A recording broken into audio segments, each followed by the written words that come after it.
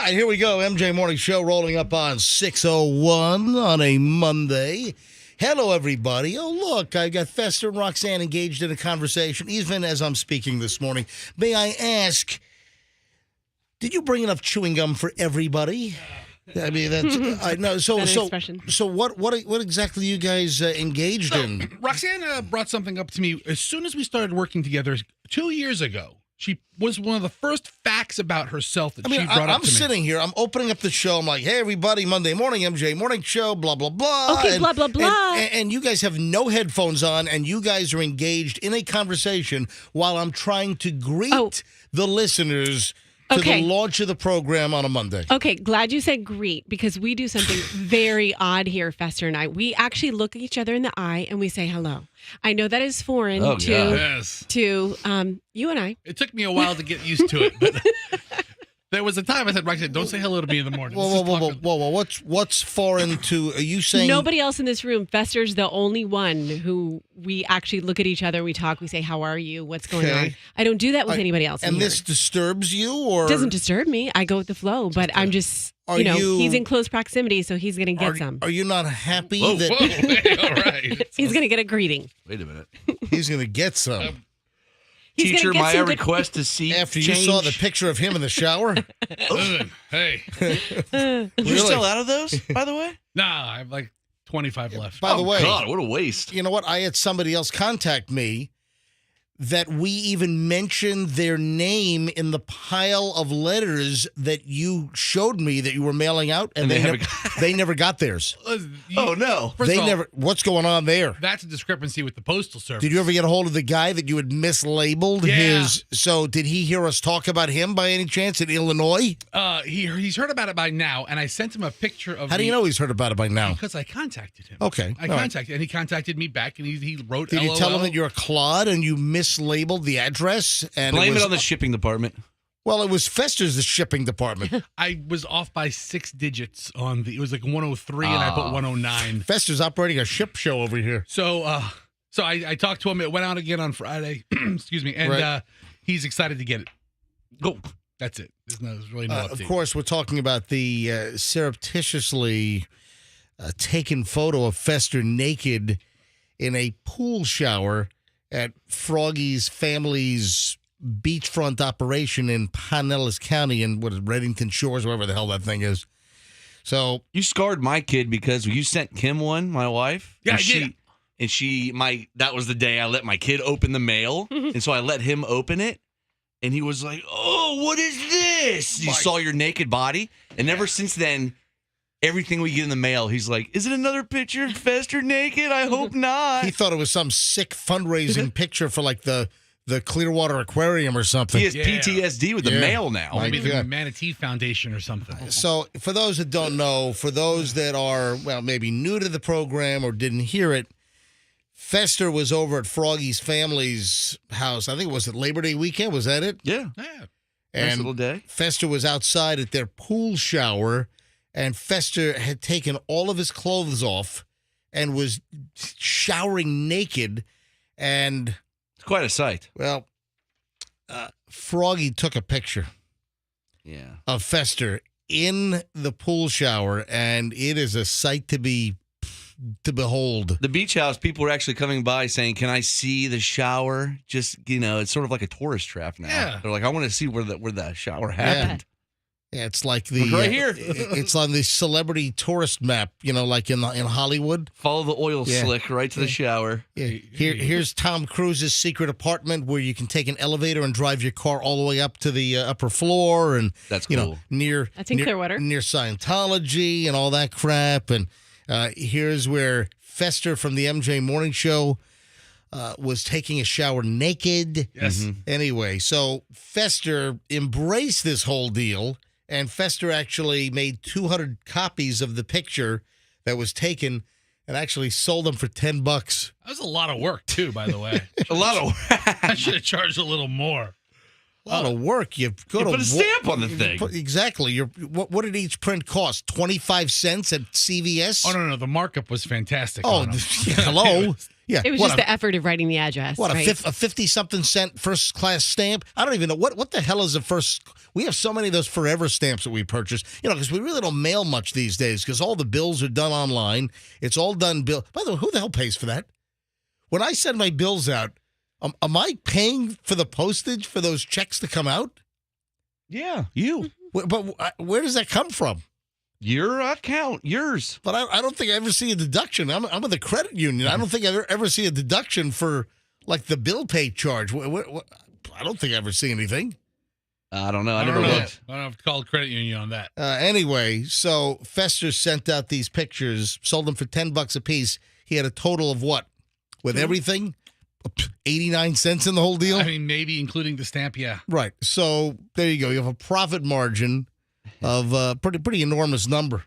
All right. So, Roxanne, where were we? So you have this little googly eye thing with Fester every morning where you say hello? Yeah, it's so googly eye. It's called a greeting, and that's what you do when you see someone for the first time. After a couple of days, you say, hello, how are you? Oh, so how you doing today? So when you walked into the studio and I was engrossed in paperwork, just trying to get the last-minute things settled here, are you upset that I didn't stop everything and come to a screeching halt? No, and say, hello, Roxanne? No, I kind of... More videos, please, of your children on your furniture imitating Titanic. My I God. love those videos. Stop it with So that stuff. funny. Can you take me off that group chat? Exactly. please? Take me off that. Your daughter's the biggest fan of the biggest disaster. I'm going to block you.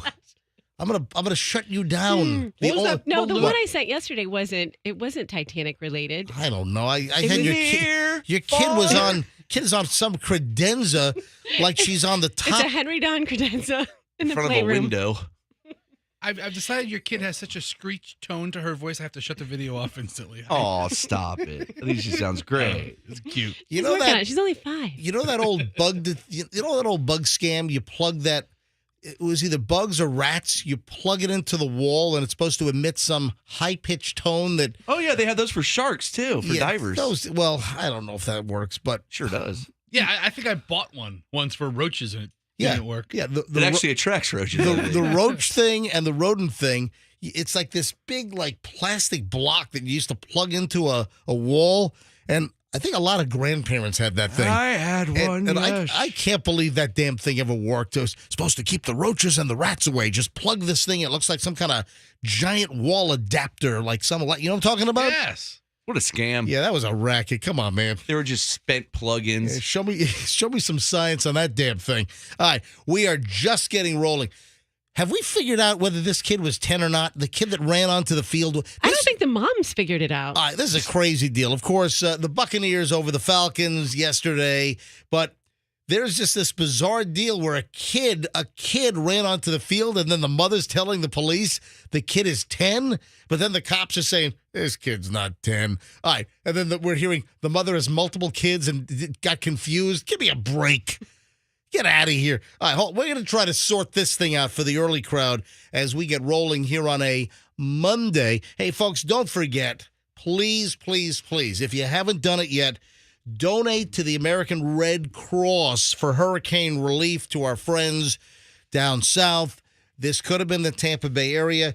Go to myq105.com/donate, and when you donate through that link, that guarantees that the American Red Cross money is earmarked for hurricane disaster areas here in Florida and not for the general fund. I mean, listen, there are people with a wildfire out in California that need help.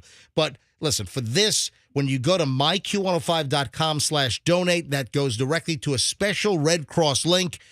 Please give just a minimum of $10 online and help our friends to the south, because we would want their help if it happened to be the Tampa Bay area, which it came very close. All right, just getting rolling here, 6:10. It's the MJ Morning Show on Q105. Here's Pat. Let's do some traffic. MJ Morning Show back in a sec. Here we go.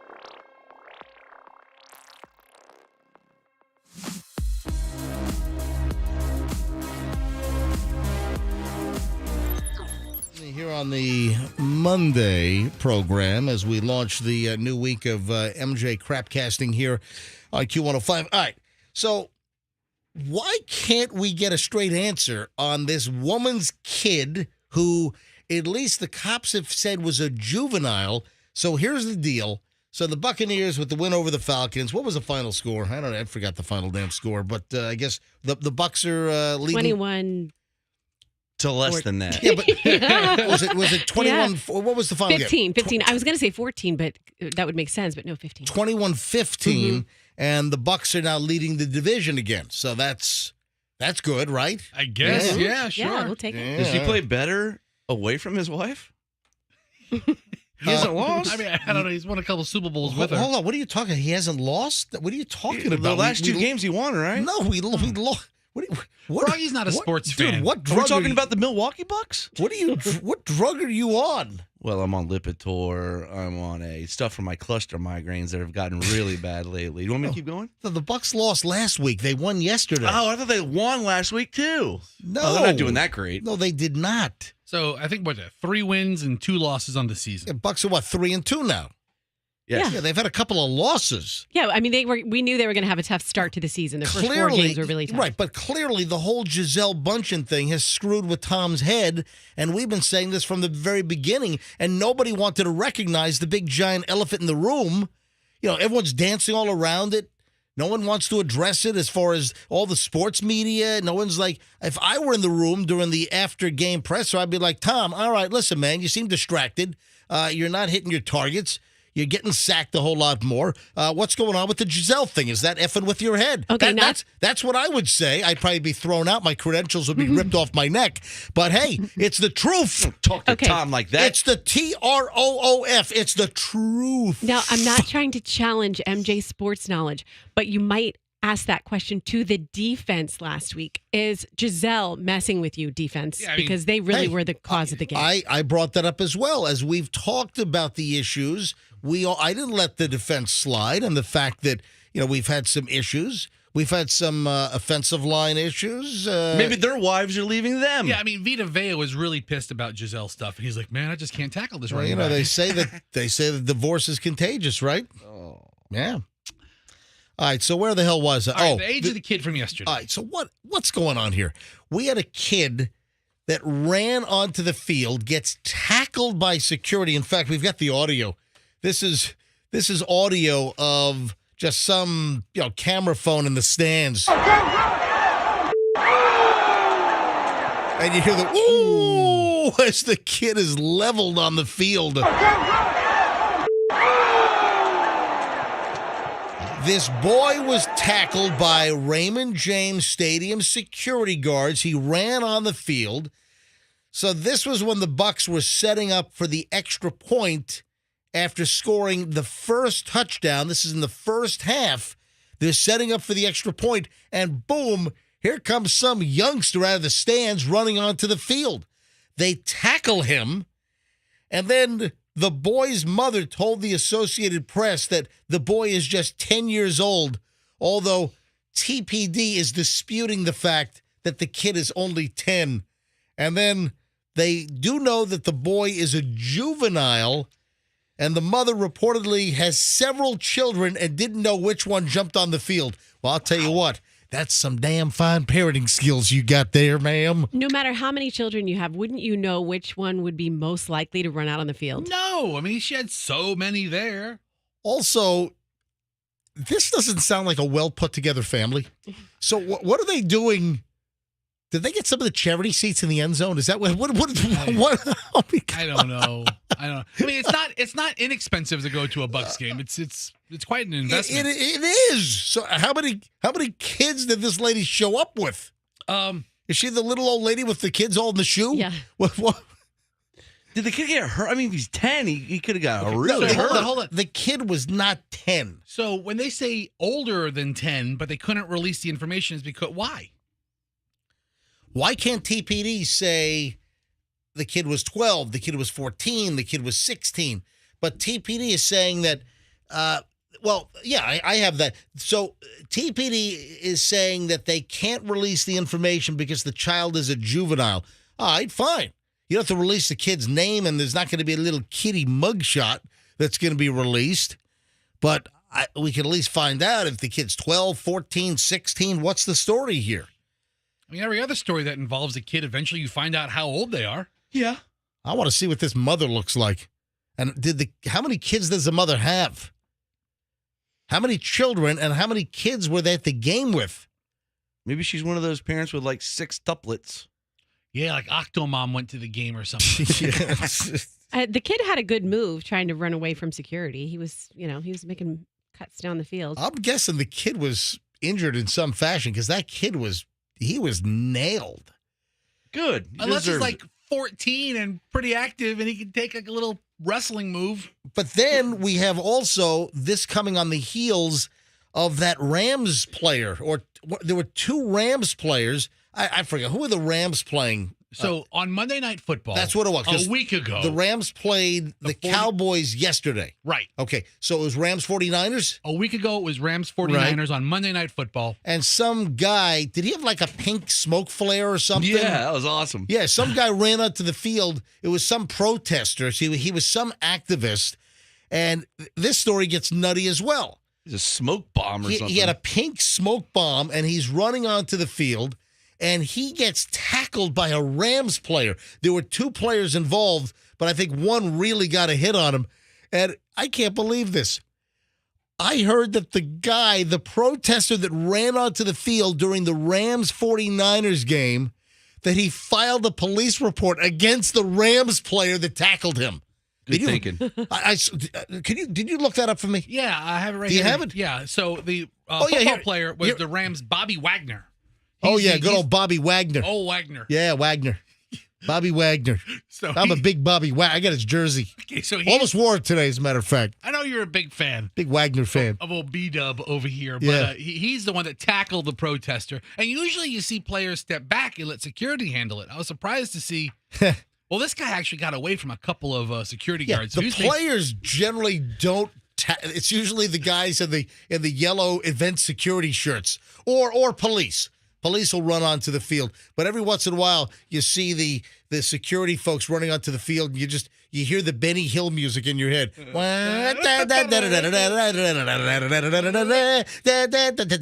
once in a while you'll see a football player just seeing blood like a lion about to attend it, and they're like, I'm going to take advantage and kill this guy. But it doesn't happen. That's what we're saying. A lot of times there's videos of... My dad ran across the Bucks field when it was the old sombrero. What? It happens. Yeah. Whoa, hold on. What? Whoa. Hold on a minute. Whoa. You get tackled? Hey. Oh, yeah. Wait. Oh, yeah. Oh, stop. Wait a minute. Wait a sec. I'm not even done with the Rams guy. Well, we can finish that. But, yeah, my dad did that. He was, I forget what. I think it was when they went into the playoffs for the first time. Your dad ran across the field? Yes. That's awesome. How old was your dad when he did that? In his 30s. And he was there with his buddies and my mom and the other wives. Were you there? No, I was a kid. No, How old were you? I think I was probably not. Well, they leave you at home? They leave you in the double wide by yourself? Or what happened? No, I'm glad you brought up double wide. No, my dad had a big executive job. So he had to go to work the next day and tell everybody. It was a triple wide. So your dad ran out of the stands onto the field, and your dad got tackled? Well, yes, because yes. Is there video or film of this? This was pre-cell phone. Let's go to NFL Films Archives and find Roxanne's father running on the field during the Bucks game at the Big Sombrero, the old stadium on Dale Mabry Highway. I mean, honestly, if you knew what game it was, I bet you NFL Films has a record of it. Of course, NFL Films would have a record of it. And they probably have the guy that talked like this that has a record of it. Deckerhoff called it probably. He's like, oh my God, look at this. There's somebody on the field. This guy looks like Mr. Wilder. That's not my last name. Got a big executive job. He's got a big executive job. I have to set the record straight because you're saying you guys were in your double wide. Did they leave the baby in the double wide? No. So it's awkward. They left you in the hot car in the parking lot. That's where they left. So he back in the friends, 70s when there were no car seats for kids, and so it was the 70s, right? Station wagon. Well, no. Because when was the Bucks? When was the inception of the team? I think it was 76. The 80s. Okay, then maybe it was. Was the maybe Bucks? It was the 70s. Hey, Andrew, was the Bucks 76? I think you know what? Right? You're right. Yeah, 1976 was the first season. Then within a couple of years, they made it to the playoffs. That's what it was. It was 1979. And so then when they made it to the playoffs, my dad and his friend and two other friends. There's a lot of alcohol involved. Did they have said- face paint and did they have letters painted on their chest? No. Was it like Putty and Seinfeld? No. But Like a New Jersey Devil's face?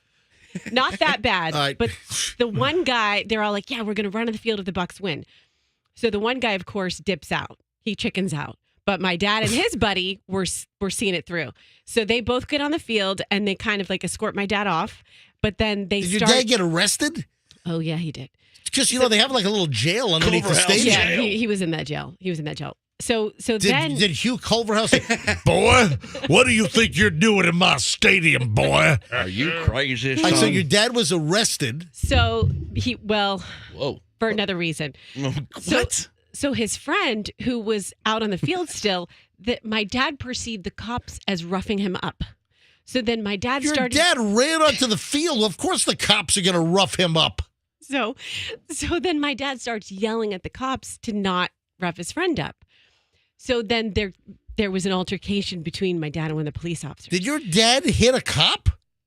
Allegedly. Was your Allegedly. was your dad charged with not proud of that. Yeah, was he he's not charged proud with of that. battery on a law A enforcement lot of officer? alcohol.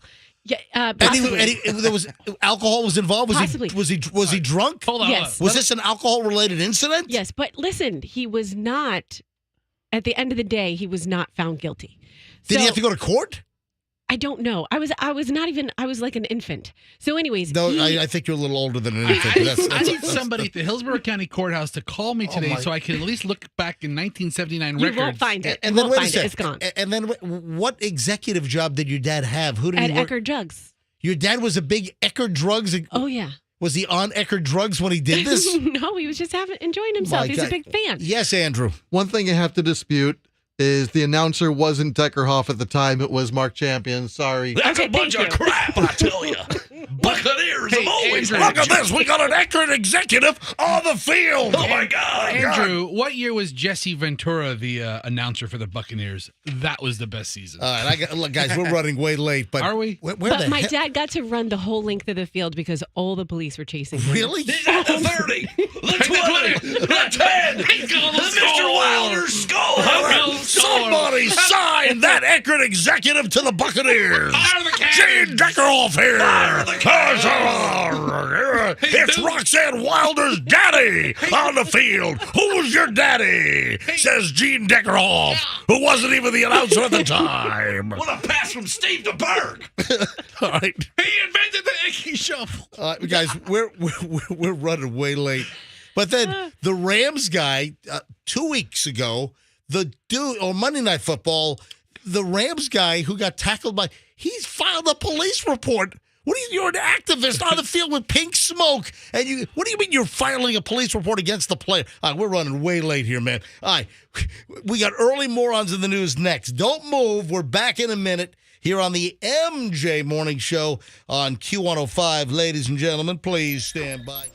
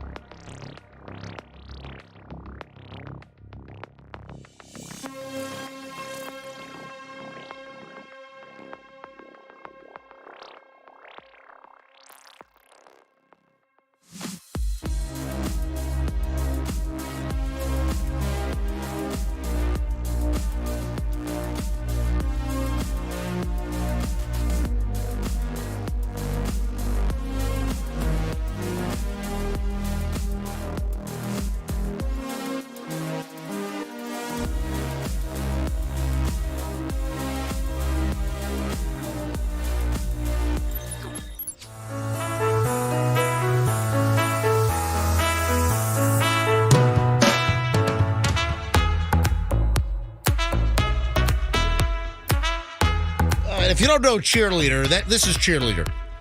And if you happen to, oh my God, waste an hour and a half of your life watching Saturday Night Live on Saturday night, they had some awful sketch with like a photographer, and they were running this music in the background.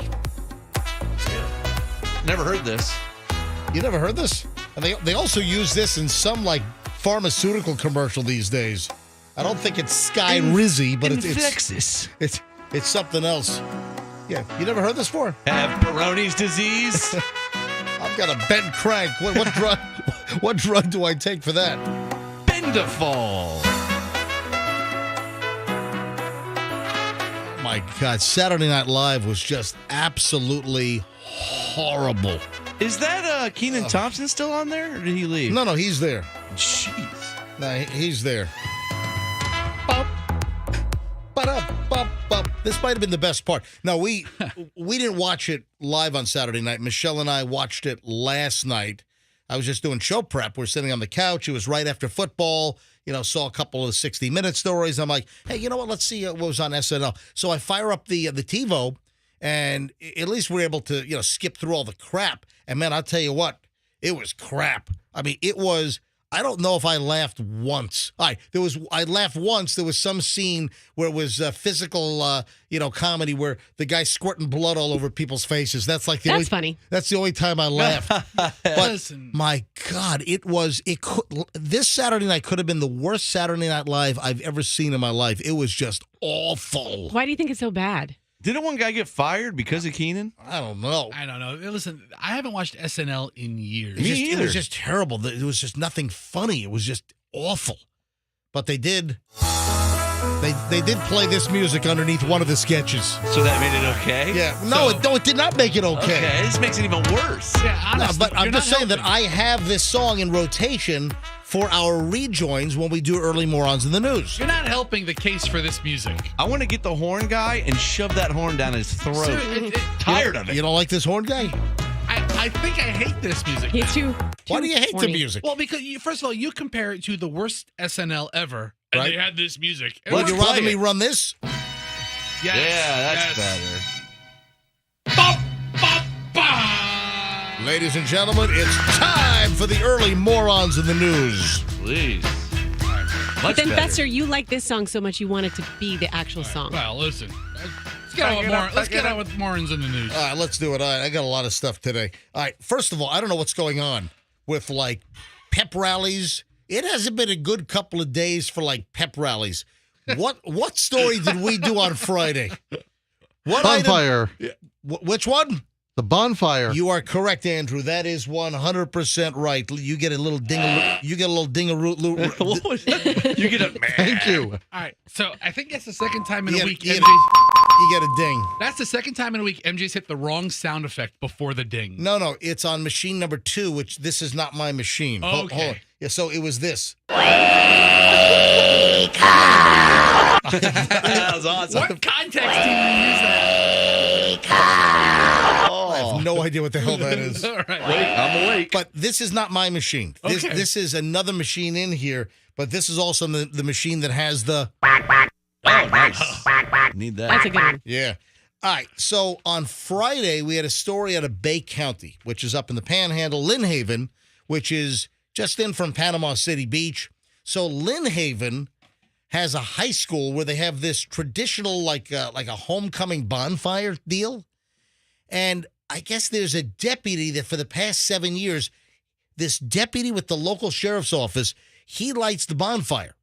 But the bonfire exploded, and it was insane. And we played this audio on Friday's show, and this guy is so lucky because the deputy throws the ignition device, like a lit rag or whatever the heck it was, into this. The bonfire had all kinds of wood and pallets. The wooden pallets that you see all the crap on, at Sam's Clubs or Costco all loaded up on. And there's just a bunch of pallets stacked up for this big bonfire. And there must have been an accelerant in the bonfire. So they must have used gas or something. And there must have been like a pocket of fumes. because when the guy throws the ignition source into the bonfire, he walks away, turns his back, and the damn thing explodes.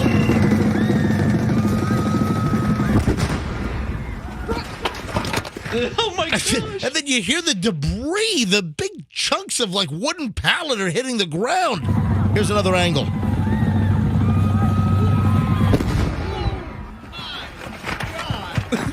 Holy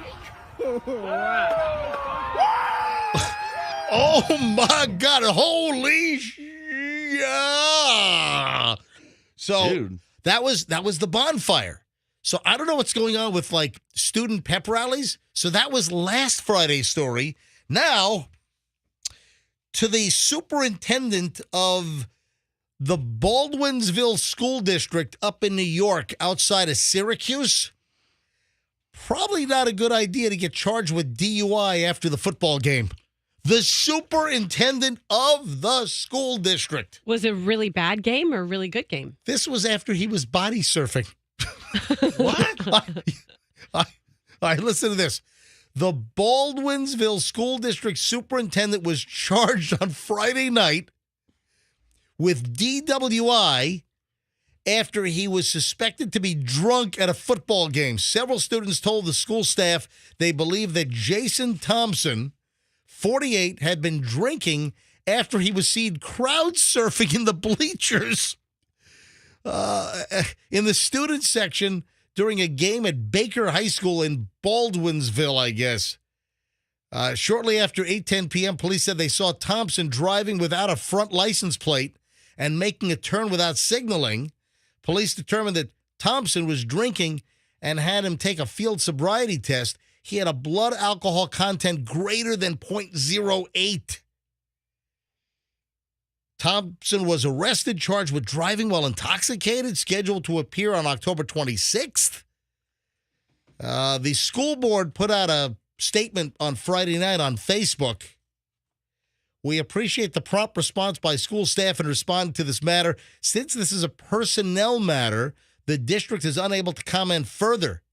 Please be assured the district takes this matter seriously and will take appropriate action if warranted. Okay, have you seen the footage of this superintendent of schools body surfing the crowd? He looks awesome. He looks like a lot of fun. He sounds like a very interactive school superintendent. He does not appear to be a stodgy, stuffy superintendent. No. Literally from the top of the stands, he is body surfing from the very top of the bleachers all the way down to this is a 48-year-old superintendent of the school district, and he is body surfing down the whole damn bleacher section, and he's spread out like Superman, and they're passing him down from row to row to row.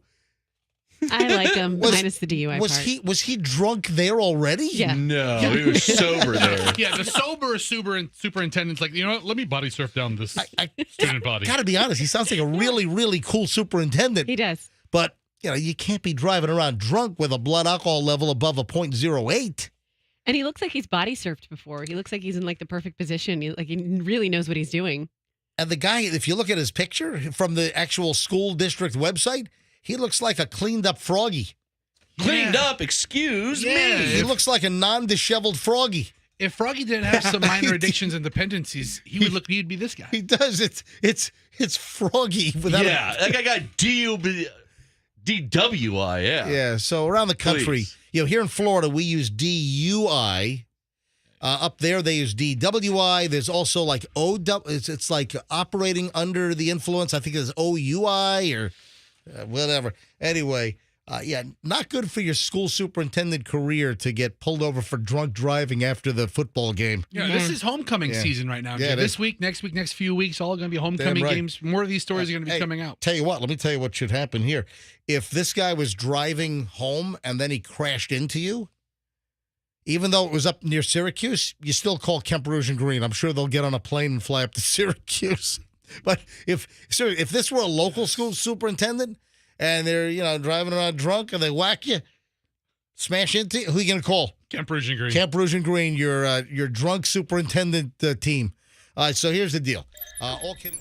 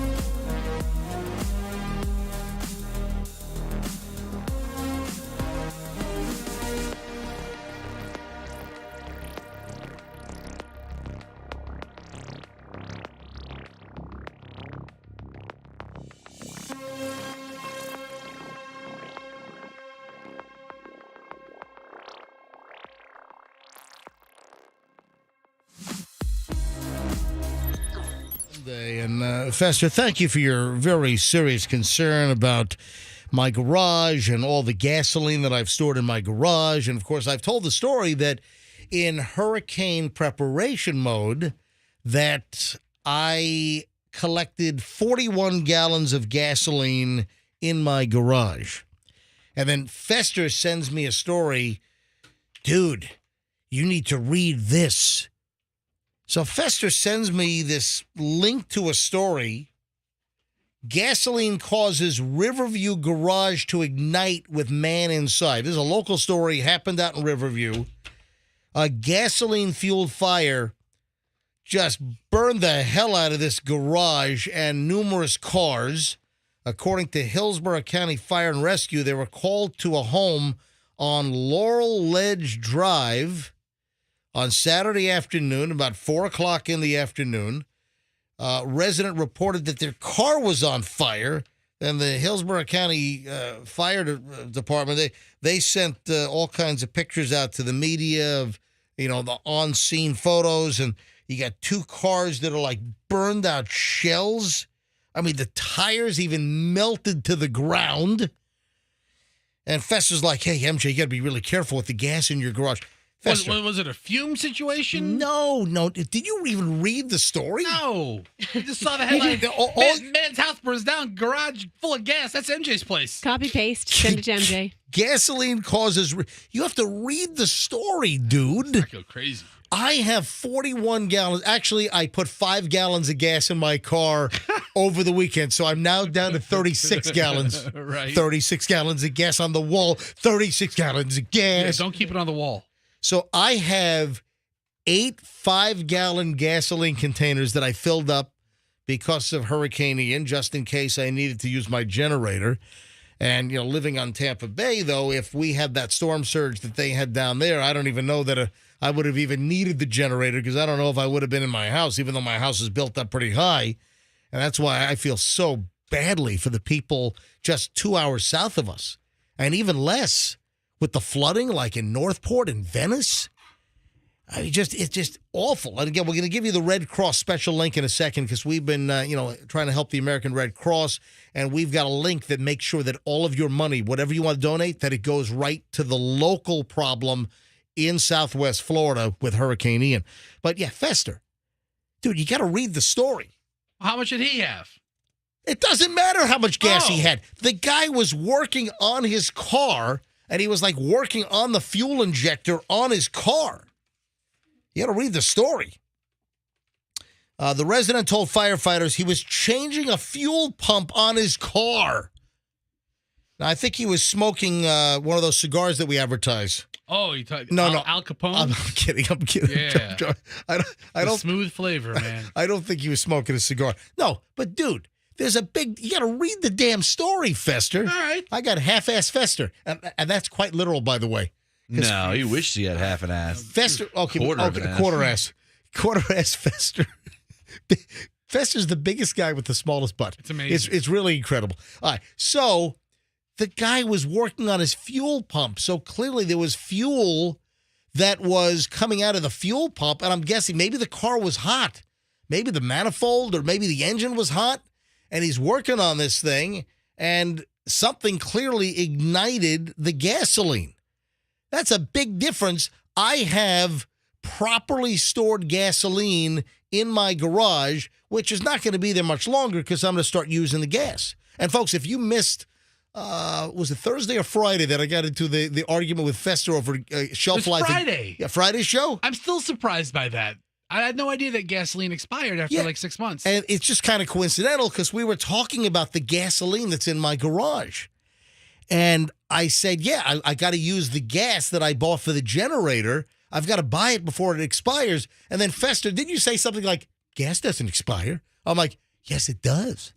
No, I didn't know that. I mean, there's not like a hard and fast date. I've been using the same gas for my lawnmower for like a year and a half. Well, it's okay for lawnmowers. Boy. Maybe better for, I don't know, because I've known some finicky generators or finicky pressure washers, for instance, that if you have gas that sits in there, it gums up.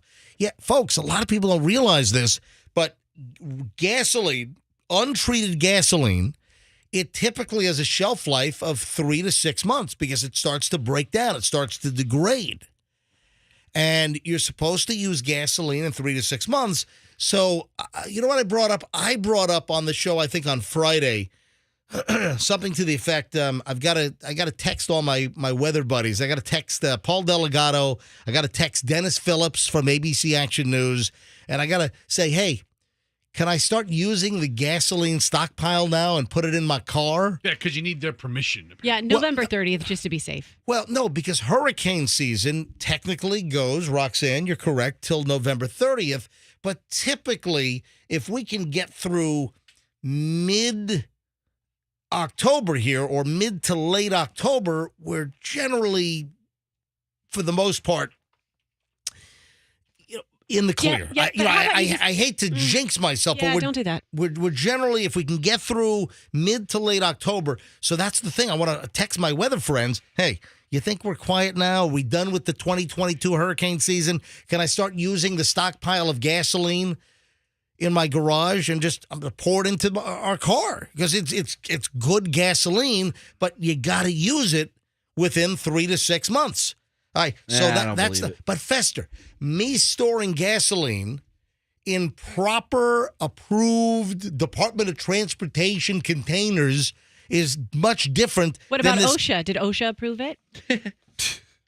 What about OSHA? I'm not operating a business out of my garage. This guy apparently is. He's sitting there swapping out gas pumps. No, he's not. He's working on his own damn car. He's All working right. on a fuel pump. That's different than me having gas in proper containers. He's a grease monkey. Okay, fine. Just read the story is what I'm saying. Or not. Fester's like, Or don't bring it up. That's okay. Fester's all alarmed. Oh, MJ, you got to read this You know story. what? I don't give a crap about it anymore. I hope it blows up. I mean, geez, I'm trying to look out for you here. You're jumping my case about this whole deal. You just For you real? hope my garage blows up. I don't necessarily wish for it to happen. However, if it did, I'd be like, ha ha, ha ha, ha ha. Told you. Right. The big Okay. told you. You know what? You really. I hope your Tesla batteries catch on fire in your garage. Ha ha. All right? I hope they do too. Oh, speaking of that, you know who's going to join us in about half an hour? Or actually less, 20 minutes? Elon Musk. Nikola Tesla. Elon Musk. What'd you say? Nikola Tesla. I thought you said Nicole Tesla. That was his daughter. That's his daughter, Nicole. Dad, I'm so tired of waiting for you to invent something new. So Jimmy Petronas, who is the CFO for the state of Florida, and he's also the state fire marshal, Fester, he's got a warning right for you, buddy. No, there's this phenomenon. We actually mentioned this last week, and he's going to join us because there is an electric car surprise. Like, we don't have enough to worry about with Hurricane Ian in many parts of the state of Florida. There's now an added flipping bonus on these electric cars. So we got a big giant warning coming up in a minute here on the MJ Morning Show. All right, so Fester, don't worry about the gas in my garage. Everything's going to be okay. You're very concerned about it, obviously. Everything is going to be okay. I want to talk to this kid that stole the world's hottest gummy bear. Boy, don't you read the damn packaging of things you shoplift, kids? Well, first of all, I didn't even know this was a thing. This kid steals a gummy bear that allegedly is billed as the world's hottest gummy bear. Wait a minute. Remember we did the one chip challenge, and I said, why don't let's do a hottest gummy bear? Somebody did it? I don't specifically remember you saying those words. I'll take your word for it. About a week ago, we did the one chip challenge. No, which, we didn't do it. Roxanne Okay, did. As Roxanne a show, did it. as a group, we did it. So Roxanne did the one chip challenge, that one tortilla chip that's made with like the hottest peppers. And Roxanne ate 4.5% of this damn chip. Not even. And then your face melted off. Your face looked like the tires on this guy's garage out My in lips Riverview. were swollen because it They were. combined with my plumping lipstick, and it looked like I had Right. bee stings. And all of the collagen and Gore-Tex that you have jammed in there as well. I don't have collagen and Gore-Tex in my face. I have Botox. Okay. All right, So this is called the Lil Well, I do have Nitro. collagen in my face. all right, so, hey, folks, I don't want to get too late here. Hang on to that thought. I had no idea there was a gummy bear that'll burn your tongue out. I had no clue. So this kid shoplifts the gummy bear, and then, well, things didn't go very well. He had to go run into the store and shoplift a drink to put out his face fire. All right, hold on a minute. We'll get to that. And and Roxanne, and you freaked me out. You sent me a note in your email last night, and I'm like, get out. I don't believe in your little freaky stuff, because you got a lot of freaky stuff going on in your life. Yeah, right? I do. But you sent me an email, and I'm like, get out. Because I had a related dream.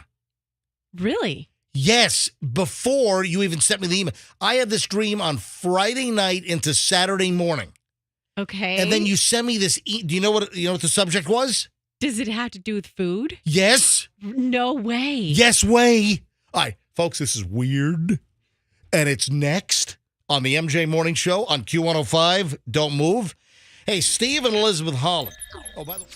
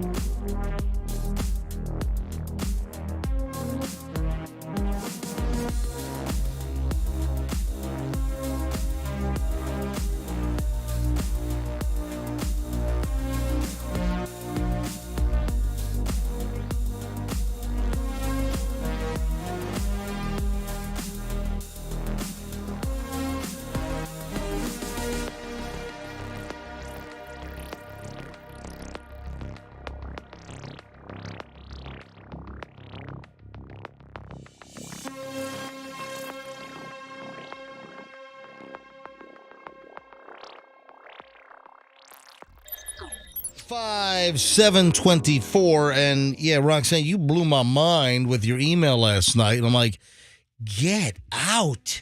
You got to be kidding me. I almost didn't send that part to you. It was kind of like a throwaway thing. That is weird that you brought that up because, I mean, exact terminology. Hang on, I'll explain in a minute. This is just strange. All right, if you have an electric car, warning, warning, warning. Ladies and gentlemen, warning, if you have an electric car, we will speak to the Florida State Fire Marshal as well as the Chief Financial Officer, the one and only Jimmy Petronas, in just minutes because there is a phenomenon that they've discovered. And, you know, we've had some similar stories from around the country. But, Fester, you ought to take heed. You ought to warn me about a fire in my garage because I've got properly stored gasoline. I got news for you there, pally pal. Oh, I'm waiting for your news. Yeah, all right, hold on. We'll get the CFO. Jimmy Petronas will be on in like 4 minutes. Stand by. First, though, man, we got something here with this gummy bear thing. Hey, Roxanne, guess what? We're going to follow up your one little chip wonder thing with the hottest gummy bear in the world. Hey, MJ, guess what? Hey, what? I'm out of the hot food business. No, you're not. I thought I liked spicy food. I'm one of those people who's like, yeah, I like spicy food. No, I guess I don't. It's one thing to like spicy food, like go to Wing House and get like the medium wings. Oh, I like spicy food. All right, here's the deal. Yeah, that's what I say. This is really different. Here's the deal. So this happens to be a moron in the news story, but Roxanne, 2 weeks ago now, Roxanne ate that one chip challenge deal. What's that thing called? The Pocky chip. And I think it's like, a couple of years now, they've been putting out this chip, and it's like $9. It's $9 for one. Imagine just reaching into a bag of Doritos. You pull out one unbroken chip, and that chip is $9. Okay, imagine reaching into a bag of Doritos and you pull out one chip and it totally destroys you for the next 6 hours. I mean, it's not like a Dorito chip. All right, so this Pocky thing, this one chip challenge, and you can get them, at 7-Eleven, Circle K, right? You can get them at the convenience stores have them, right? Yeah, I bought them at 7-Eleven. So we used one and you had like 3 others. Where are those? I think they're still in the office somewhere. All right, so Fester went out and bought the chips, and Froggy complained that his IBS would be affected, so he couldn't do it. I wish I could, guys. So Roxanne kind of volunteered. You did. Roxanne volunteered. You know what I used to do with my ex-brother-in-law? We would Your ex-brother-in-law? Yeah, we would go whenever we would go to like P.F. Chang's or any kind of restaurant where they had, you know how they have all those like spicy sauces and mustards and stuff? They bring a whole bunch of them out. And we would do challenges with one another and we like do combinations and then see who could go eat the hottest. So I thought of myself as someone who would be able to. Doesn't take much to entertain you, does it? He sounds like the best part of that marriage. All right, so Roxanne did the chip challenge for this Pocky thing, and then I had this story that I saw over the weekend, and this is out of Odessa, Texas. This kid goes into a local pharmacy. This is like the local pharmacy deal. It's not like a CVS. It's not the chain. Yeah. It's not a Walgreens or a CVS. It's that good old small town local pharmacy. You got one on West Shore. You got the West Shore Pharmacy. Yeah, you have to look for them. They're all over the place. Yeah, so. But you got the small one-off mom-and-pop family pharmacy, which they're still great. And so this kid goes into this pharmacy, Sunflower RX in Odessa, Texas, and this little teenager, this little swiping teen, he goes in and ripped off a Lil Nitro. Lil, L-I-L, Nitro, is the world's hottest gummy bear.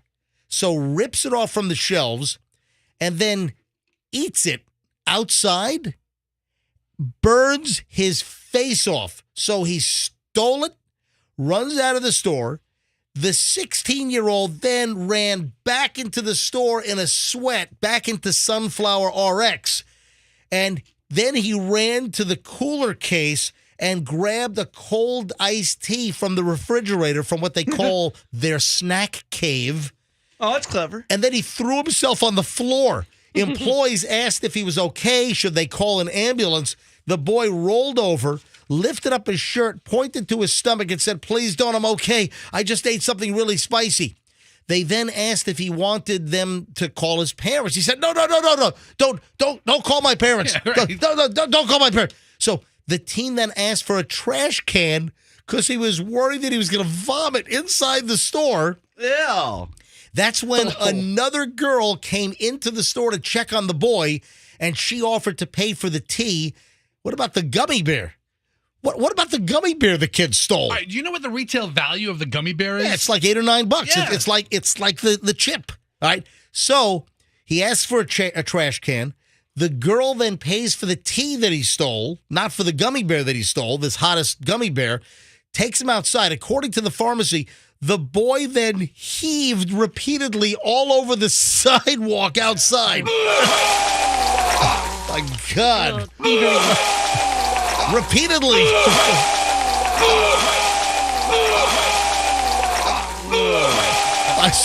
Sticky fingers karma. So that's the kid outside right in front of the pharmacy. So he's hurling all over the place. And guess what? Then they realized after they left, the employees noticed that a Lil Nitro, world's hottest gummy bear, was missing from the shelf. Is it just on a gummy bear? Yeah. Same thing as the Pocky? One gummy bear. One gummy bear. We just put out, listen to what they said. We just put out most of our inventory yesterday, the store said. I remember thinking these bears might be a problem anyway. There were 5, now there are 4. I hope you're feeling better, but not so much that you didn't learn something. That's what they put in their Facebook message online. I kind of agree with them. The Sunflower RX pharmacy where the 16-year-old cretin, this delinquent, stole their world's hottest gummy bear. I tell you, I'm the pharmacist. I'm going to let the kid slide on the charges. However, he's paid the price. Of all things to steal, you could have stole literally any candy anywhere in the world. Or whatchamacallit. Hey, Roxanne, guess what? What? We're going to order the gummy bear now. Guess what? We can cut it into quarters and we can all try it. All right, Fester, get a little Nitro gummy bear. A little Nitro? Hey, man. I want Roxanne to ask for a bucket. I want her to, hey, give me a trash can. Then you know what? Run outside in front of the radio station here in the office park and just start hurling all over the sidewalk. Okay, so you want me to vomit? We've got a law firm downstairs. Make the clients have to walk through. That's the law firm really uncomfortable. I did that in front of a Chinese restaurant. Remember, I was projectile vomiting. I got sick, and the families were walking in. And I was like, sorry, I don't remember. Wait a minute. I don't Froggy, recall that. You were outside in front of a Chinese restaurant hurling all over. We had a whole meal, and my friend thought it would be funny to put sweet and sour sauce on my cake dessert. Oh, no. And I thought, he goes, that's some great cherry sauce. They have really good cherry sauce. I'm like, really? And I just picked it up, and I was like, and I ate it. and something happened where I got some gag reflex going. All right, I don't need any more description. all right. So wait a minute. And there was a line of people waiting to go in, and I went outside, and I was like, right in the bushes. You run. That is, And people were like, oh, God, should we leave? how many people left the line? Oh, my gosh, at least 2 families. A great advertisement, great testament. You run outside and hurl in the bushes while people are watching you? While people are waiting While to get they're waiting seated, in yeah. line to get in? I couldn't help it. Gross. That's not good for business. Let's hope that doesn't happen with your gummy bear. Hey, Fester, order one of these little nitro gummy bears. Seriously, you're gonna have to pin me down to take it because I'm not in that business anymore. Jimmy Petronis, ladies and gentlemen, the chief financial officer for the state of Florida and the state fire marshal, Jimmy Petronis, joins us on the MJ Morning Show. Hey, Jimmy. Good morning.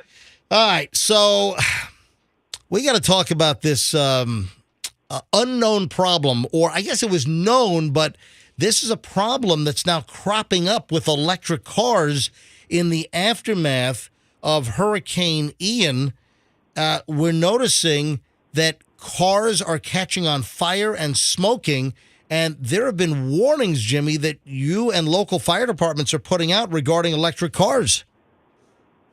Right. So Ian definitely different from some of the storms that we had. If you compare Ian to, say, a Hurricane Michael, Michael was just a ferocious wind event. Ian had just an incredible surge event. And, it hit when a key high tide had hit. So a number of factors created a saltwater event that of just biblical proportions. But what you've got, if you get down like into Collier County and parts of Lee County, is you've got cars that are stranded all over the place because they're inoperable. So part of the problem is the electric cars, and these are gas and electric cars are inoperable, but the electric cars, they will short. And when they short, the chain reaction, is the worst kind of chain reaction where the battery, when metal burns, it doesn't stop. So when that lithium-ion battery catches fire, the only thing you can do is let it burn out. And you're talking about a toxic environment, and heaven forbid if this thing's still in your garage. So anyway, we appreciate the opportunity to give some folks some heads up and let us talk about it. Because people don't realize it. These electric cars, these cars that you plug in, the Teslas and other brands, it's not just Tesla. I don't know if you've ever seen what these battery packs look like, but inside these big chunks of battery cells, inside are like hundreds and hundreds and hundreds and hundreds, if not thousands, of these looks like AA batteries. Cylinders, yeah. They look little AA batteries. And Jimmy, we did a story, I don't know, a year and a half ago, where there was a Tesla fire. I think it was a Model S that caught on fire. And it took a fire department 4 hours, and I think it was over 40,000 gallons of water to put out one electric car fire. And that's right. So, where we've had some history with them is in car accidents, okay? But this is the first of its kind where you had a storm surge event. The firefighters that I was talking to in Collier County, we were there and said, look, this will happen from time to time with a freshwater environment. Yep. It's not as bad. But saltwater, it plays havoc. Right. So what's going on is the electric cars that got submerged in water because of storm surge and flooding, and in many cases it's Gulf water, it's salt water, and the cars are inundated with water. The water is getting into the battery cells, causing corrosion, and before you know it, these things are just catching on fire, and this is an unintended an unsuspected after event. We already have horrific tragedy and damage and destruction from Ian. And then, Jimmy, you guys are warning people that if you have an electric car that was water damaged, get it out of your garage, right? That's what I've been telling people. I did have a dialogue with some of the folks at Tesla over the weekend. They said they're contacting individual owners, but they're by all indications of the conversation, they're not telling people to get their cars out of the garage. And this is what the fire department, I was with North Collier Fire Rescue. We were walking through a neighborhood, and there's a Tesla in somebody's garage, and the garage is open, and this house it had about 6 feet of water in it. Wow. And they were cleaning out their house, and the fire chief says they better get that car out of their garage. And I'm going, what's the deal? He says, see how the windows are misted up. And if you look at the windows messed up, he says that car right there it's liable to catch on fire. And I mean, it wasn't 30 seconds later, standing in front of that car in that garage, we had the call to the videos there on my Twitter page of that white Tesla catching on fire. That is unbelievable. So You're standing there. As you're standing there, noting that that's a Tesla, it's underwater, and that thing could be a fire hazard. As you're standing there, it catches on fire. Exactly. So I could show you the timestamps on my photos. I mean, we're standing in front of one as the other one's catching on fire. But I really, to your point earlier, I don't think this is unique to Tesla. We saw Rivians on the side of the road, but Florida is the number 2 state in the whole United States. We almost have 100,000 EVs in the state of Florida. Wow. And look, Florida's going to be more susceptible to saltwater flooding than, say, in California is. So this is why I'm concerned about Florida car owners. I'm just trying to do my job. Jimmy, we appreciate you having on. Oh, by the way, as a side note, a more pleasant note, Jimmy is also the guy that runs the Florida treasure hunt. And Jimmy, I sent you a text. Hey, Jimmy, thanks for signing my check. I got $400 and something bucks like a year and a half ago. I realized that I had like $400 and something in like refunds and money that companies had sent back to the state because they couldn't get a hold of me, which it's pretty easy to get a hold of me. But Jimmy, thanks for signing my check. But if you go to Google, you just type in Florida treasure hunt. Look for the Jimmy. What is the actual website? Yes, so it's fltreasurehunt.gov, and I'm telling you, 1 in 5 Floridians has something in their vault. Utility deposits, uncashed paychecks, you name it. But I mean, the Tampa Bay market is probably the richest market that's sitting in my vault. All I want to do is give your money back to you. Sitting in your vault. So, folks, I'm telling you, go to fltreasurehunt.gov, fltreasurehunt.gov. You type in your information, and you'll find out if the state of Florida is holding money that's yours, that was unreturned money, deposits, refunds, that companies just sent back to the state because they couldn't get you. And you might have hundreds or thousands of dollars that are just sitting there, and it's like winning the lottery all of a sudden. So fltreasurehunt.gov. Hey, Jimmy, thanks. You and the governor, Governor DeSantis, and all of the disaster people are doing a really good job, trying to help the people in Southwest Florida get back on their feet. So, I see that you guys have been out there extensively. This is a heck of an operation. Jimmy, this is going to be the costliest natural disaster that Florida ever saw, right? Yeah, I totally believe it. And, look, Tampa dodged a bullet. It was eyeballing Tampa. I don't wish it on anybody, but still, it's going to be the most expensive storm in Florida's history. But, we'll recover. The state of Florida is in its best financial health it's ever been in the history of the state. We're going to make some tweaks to some laws to help people get more affordable insurance. We did some good this past spring. But look, it's not a sprint, it's a march. Every single year, we've got to keep fighting to help making your insurance more affordable and better protection for you.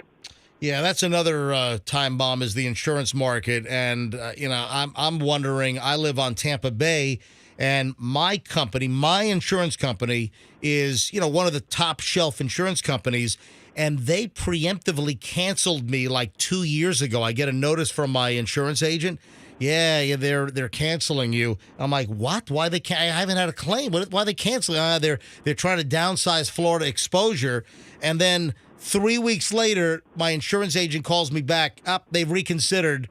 They're gonna uncancel you because apparently they realized that their projections were hitting the basement because they were canceling all these policies. So what happens when you cancel policies? You're not getting the premiums. So suddenly, like, oh, wait a minute, we're like down millions and millions in premiums. Why is that? Well, because you're canceling policies, and then suddenly someone in the actuarial department said to them, yeah, you need to uncancel. So then I got uncanceled, but now I'm wondering after Ian, even though I don't have a claim, I wonder if there's going to be a whole new round of preemptive cancellations in the state of Florida, Jimmy. Well, like I said, we're going to. The insurance commissioner already came out about 2 weeks ago, said nobody could be canceled. We can do it by emergency order. Nobody can be canceled 30 days ago or 60 days moving forward. So everybody's got insurance in place, but you're going to see some pretty dramatic changes. The Florida market has been abused by people that game the system, and those games are hurting everybody else. So we're gonna run those SOBs out of the state of Florida. I just soon see them go somewhere else because they're hurting everybody else because they're gaming the system. All right, Jimmy, appreciate you coming on. Jimmy Petronas is the state chief financial officer and fire marshal, and thanks for coming on and talking about the dangers of waterlogged electric cars. Jimmy, we'll talk to you soon, buddy. Thanks. Take care. See y'all. Thanks, buddy. Bye. I'm sick of this cancel culture. Yeah. Yeah. Now the insurance companies are all cancel culturing us. Yeah. All right, MJ. So today. Yeah. Oh, so let me just reiterate. If you just tuned in, you didn't get the beginning of the phone call. If you own an electric car, be careful because when those cars flood, especially with the salt water, corrosion is setting in, and with the storm insurgence of water and the storm surge, a lot of electric vehicles that got waterlogged and were underwater, the water seeps into the battery cells, and the battery cells are getting corroded. They're shorting out, and these cars are catching on fire. So a warning, if you have an electric car, if they get wet, waterlogged, flooded, it could be a fire hazard. Yes, Fester? Yeah, park them outside of the house. Yep. If they get salt water waterlogged. Speaking of driving my... Or if Fester dumps one of his giant cups of... that won't do it. 128. No, I'm kidding. I dropped a big gulp in the Tesla a couple of weeks ago. Oh my! In your wife's new Tesla, you dumped a big gulp in there. You know what she got? She got those Floor Tech or what are those? WeatherTech. WeatherTech. Yeah. It kept it right there. You serious? Which when I Hold on, your wife ordered the WeatherTech things? Yeah. Or the WeatherTech knockoff, like LeatherTech or something. Hold on a second. You Weather wait, Black. She didn't order the real one. I She don't ordered know. a knockoff. Amazon has like 1,000 of them, and she got one of them. It's really nice. Oh my But I God. dropped a Sprite because I back at the radio station. No, it was a Thirst Buster from Circle K. Yeah. Because the radio station had like free Thirst Buster All right, coupons. so it wasn't a Anyway, big gulp. It was a Thirst Buster from Circle K. Right. So I used one of the Circle K coupons Right. at the one right up here. As soon as I pull out, it was the day before the hurricane, the day she told me not to take her car to work. And I pull out on 9th and boosh, like 64 ounces. Hold on, you accelerated and you knocked the drink out of the drink holder because it's a giant bucket of a cup, the Tesla drink cup holder was and it went booge. It went no, it was more of a SH at the end, like boosh, like that, not a booge. Anyway, 64 ounces of sticky Sprite all over your wife's new Tesla Model Y. So then right? I'm trying to drive over the bridge with it sloshing around in the my passenger seat. All right, listen, MJ. Today is October 10th. Today, That is correct. Today is October 10th. Thank Big day you. today. Thank you for reading the calendar. big day. Please don't say it's a national something day.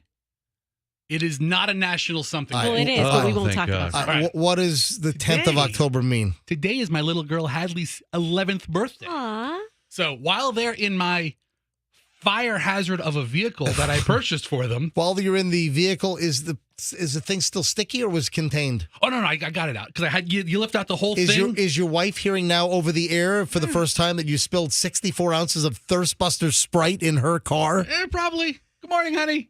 And good morning, Hadley, on your birthday. We love you Aw. and all that good stuff. So Hadley is 11 years old. I know, 11 years old. Wow. Tell you what, Chloe is now 21. It flies, man. Your daughter's going to be 21 and in college before you know it. In a blink. I said to her yesterday, I was like, Hadley, this means you're halfway to 22. And she got super excited. I'm Unless like, she's going to be a high school dropout and not even go to college. Listen, that's- come on. You know what?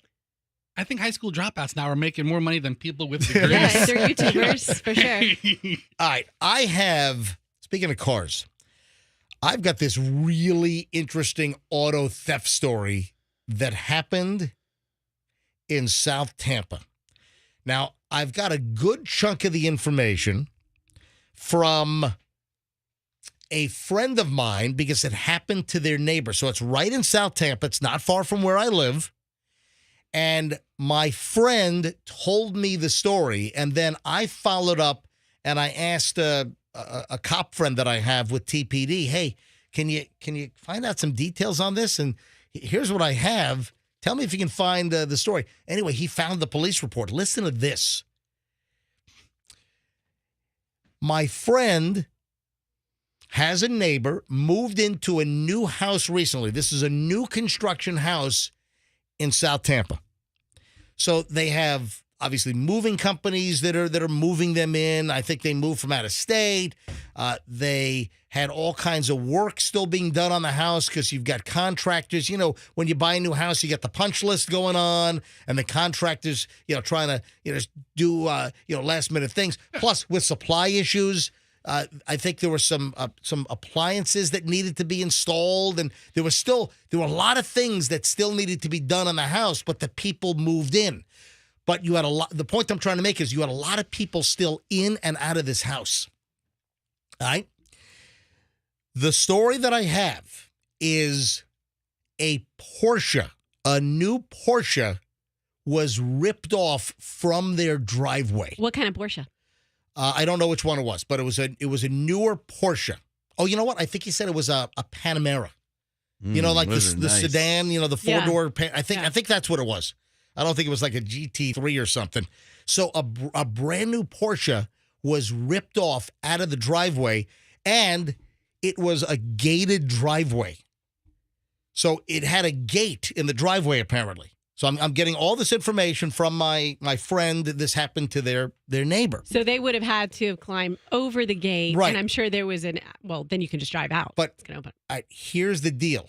How does a Porsche, these days, with the electronic ignitions, other than the problem, I guess, that Hyundai and Kia had with the USB hack where you could steal a car with like a USB cable or something? I don't know that the Kia technology is necessarily what they use in the Porsches. But listen, but with the electronic ignitions these days and the coding and the key fobs, it's pretty tough to steal a modern car other than just like hooking it up to a flatbed and stealing the damn thing.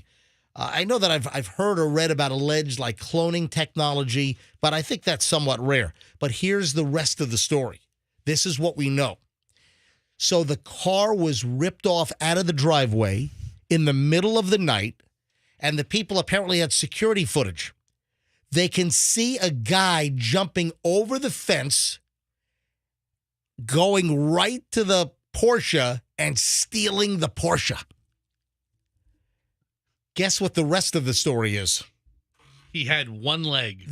No. What? I don't know. The rest of the story is the owner apparently told my friend, and I think it was even in the police report, because a TPD buddy of mine looked up the police report. The owner of the car, this new resident moving into the brand new house. Hey, by the way, hey, welcome to the neighborhood. Hey, welcome to the neighborhood. Your Porsche just gets ripped off out of the... Oh, me and Beth made some cookies for you. Welcome to the neighborhood. It turns out that this might not be a random theft. Apparently, the owner said that he had 2 key fobs for the Porsche, and he couldn't find one. Oh, so it's got to be someone he knew. Yeah, this is like an inside kind of jobby dealy here. Somebody who did some work around his house. That's right. So you had the movers that were moving the people in. You have all these contractors that are still doing finishing touches on the house. And my neighbor said that there have been tons of cars out there over the last month. There have been tons of cars and trucks, work trucks, all kinds of contractors, doing the final touches on the house that they had already moved into. Then you had the moving company. So, to me, I don't know this to be a fact. It sounds like this guy had the 2 Porsche key fobs inside his house, and somebody grabbed one, whether it was one of the movers, whether it was, the contractors that have been in and out of the house doing, punch list stuff. You wouldn't think to hide your key fob. Yeah, so somebody apparently stole the key fob from the house, and then I don't know how long it was from the time that the key fob went missing to the time that the car was ripped off. But that's how the damn car was ripped off, obviously. I can't find my other key fob. It was in the house, now it's gone. Well, guess what? Clearly, somebody that was in your house got the key fob. So it was a crime of opportunity, kind of. Absolutely. That is what you call a crime of opportunity. So how about that? That's a very elaborate crime of opportunity. But It's a crime of passion. Yeah, I mean shoplifting bubble gum is a crime of opportunity. It seems you'd be able to narrow down. No, MJ, you have the HVAC guys in there, you have the drywall guys in there, you have the electric guys Whoever, in there. yeah. You over the course of building a house, you might have But you can 80, 100 craftsmen coming through. But listen, hang on. You only had a finite number of folks that were there for the punch list for like doing the final work or the late installation because of supply issues. They had already moved in. So you can take their move-in date and then go forward from there. So you should be able to narrow down the contractors that were in the house or the moving company. You pretty much know who the hell they are, and the company's going to know who's on the crew. But somebody obviously boosted the Porsche key fob from inside the home where you think it's safe. Let's say it's sitting in a bowl in the kitchen or something, or in the front door, you got a credenza and the car keys are chucked into a little ceramic dish. Somebody grabbed one of the extra key fobs for the Porsche and boom, gone in 60 seconds. And this car doesn't have any kind of tracking device on it or anything like that? Oh, it's funny you brought that up. Okay. All right. I love those cars. According to the police report, the car was so new they had not activated. Oh, no. Because you got to sign up, you got to activate your OnStar Right, or you have to go through all those whatever. hoops. Yeah, you got to activate that. The car's locator system was not activated because it was like a brand new Porsche. Glad you brought that up. I forgot about that. Nice. But that's another element to the story. So I just thought that was an interesting car theft story that, hey, it might not be a carjacking. It might not be, somebody traditionally ripping off your car. If someone has access to one of your key fobs, makes it pretty easy. boom, makes it very easy to steal that car. So It's a Well, at high least they have- Yeah. Yeah, they have some footage from the camera. I want you to know the 2004 Lincoln Town Car, I've recently added tracking technology. Do you even have a key fob? Dude, I don't have a key fob. You have a key? My key fob battery died, and apparently it was a pain in the ass to get it done. I just used my key, but I added in a secret location an Apple AirTag, so I know where my car is at all times. So don't let anybody think about. you've hidden an AirTag inside your 2004 Lincoln Town car. Well, my wife asked me to do that because I can no longer lock my doors, so my car's always open. Dude, get a new car. No, it's good. Come on. It's good. It is not good. Your windshield wipers go off when they're not supposed to. Their alarm. Or they don't work. They don't work now. They work. They didn't work. I had them fixed. Hold and on. They died again. At one point, your windshield wipers were just going off. You weren't even touching anything. They'd start working. Okay. Right. Now they're dead, right? Dead. So now they don't work. Right. So when there are rainstorms, that's kind of problematic. Rain-X. Okay. Rain-X, yes. And then like your lights start flashing randomly, and Maybe you should give out your location and maybe have somebody steal his car too. dude, that thing's not worth anything. You don't think even the parts? I mean, Barely used auto parts might maybe you never see it again. look for the sticker with the bear. Anyway, moving along. I mean, if I have an AirTag in my I said 2004 I'm Lincoln moving Town along. car, you think Mr. Porsche could drop an AirTag in the back of his ride? For real. Seriously. You ready for something weird? Oh, ho, ho, ho, ho. Roxanne, I cannot believe the email you sent me last night. I just reread it, so I'm trying to figure out which parts were so. I just reread. You Yeah. wrote it 12 hours ago. Roxanne sent me an email last night at 8:35 p.m. I'm like, get the hell out. You got to be kidding me. Because I was going to talk about my issue on the show this morning, which I am right now. My situation happened Friday night into Saturday morning. I had a Okay. weird dream. I've been having so many weird dreams lately, but that's because full moon. We But probably then all you have. send me a note which comports with my dream. It's like, get out of here. It's so specific. Really? Roxanne sends me, I really had nothing for you personally this weekend. I was like, I have nothing to send him because everything is too personal. well, that's why it's weird, because then I'm like, holy crap, this is like Yeah. It's like my dream. Well, components are. So should I tell you the dream first or tell you the Roxanne email first? What do you think? Tell the dream first. Go Hold on. sequentially. When you say dream, you mean like closing your eyes at night type dream? Yes. Or it's my dream. No, to, no. I went to sleep and I had a dream, and it was one of those vivid dreams that you absolutely remember. Because most dreams you don't even remember. Or there are dreams that you might remember when you wake up and then memory's already gone, in 5 minutes. You taking Ambien again? I don't take. I've never taken an Ambien in my life. Oh, that wasn't you? No, that was Joey B. Oh. Joey B took the Ambiens. So what else are you doing before you go to bed? You drinking? I'm not. I nothing. All right. Weird. Peyote. So what do you think? Should I tell my dream first Yes. or tell Roxanne's story first? Tell your dream All right, first yeah. because I want to go sequentially. You guys having sex dreams about each other? All right, Froggy, No, will this you is- stop it? Froggy. What is wrong with you? Froggy. So sorry. Please. What is wrong with you? Although some nightshades are well, okay, sorry. Go ahead. All right. MJ, tell your dream. I think I should read Roxanne's email first. Damn it, then read the All email. right, here's the email. Roxanne sends me this email. I had a salad Saturday night. It was all roasted vegetables. I thought about how many nightshades I was eating. Then I felt really crappy last night while I was sleeping and even this morning. And so I did a deep dive on nightshades, and there really is something to it. They're not good for you. And now I know why. I did all the research. I'm like, you've got to be kidding me. So I read this email sent to me at 8:35 last night, Sunday night, and I'm like, get out of here. On Friday night, Saturday morning, I have a dream. I woke up on Saturday morning. I'm like, oh my God, that was a crazy dream. This is crazy.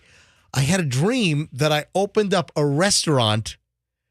What is the restaurant row called at International Plaza? The food court? Yeah, but there's a name for Bay it. Street? Bay Street.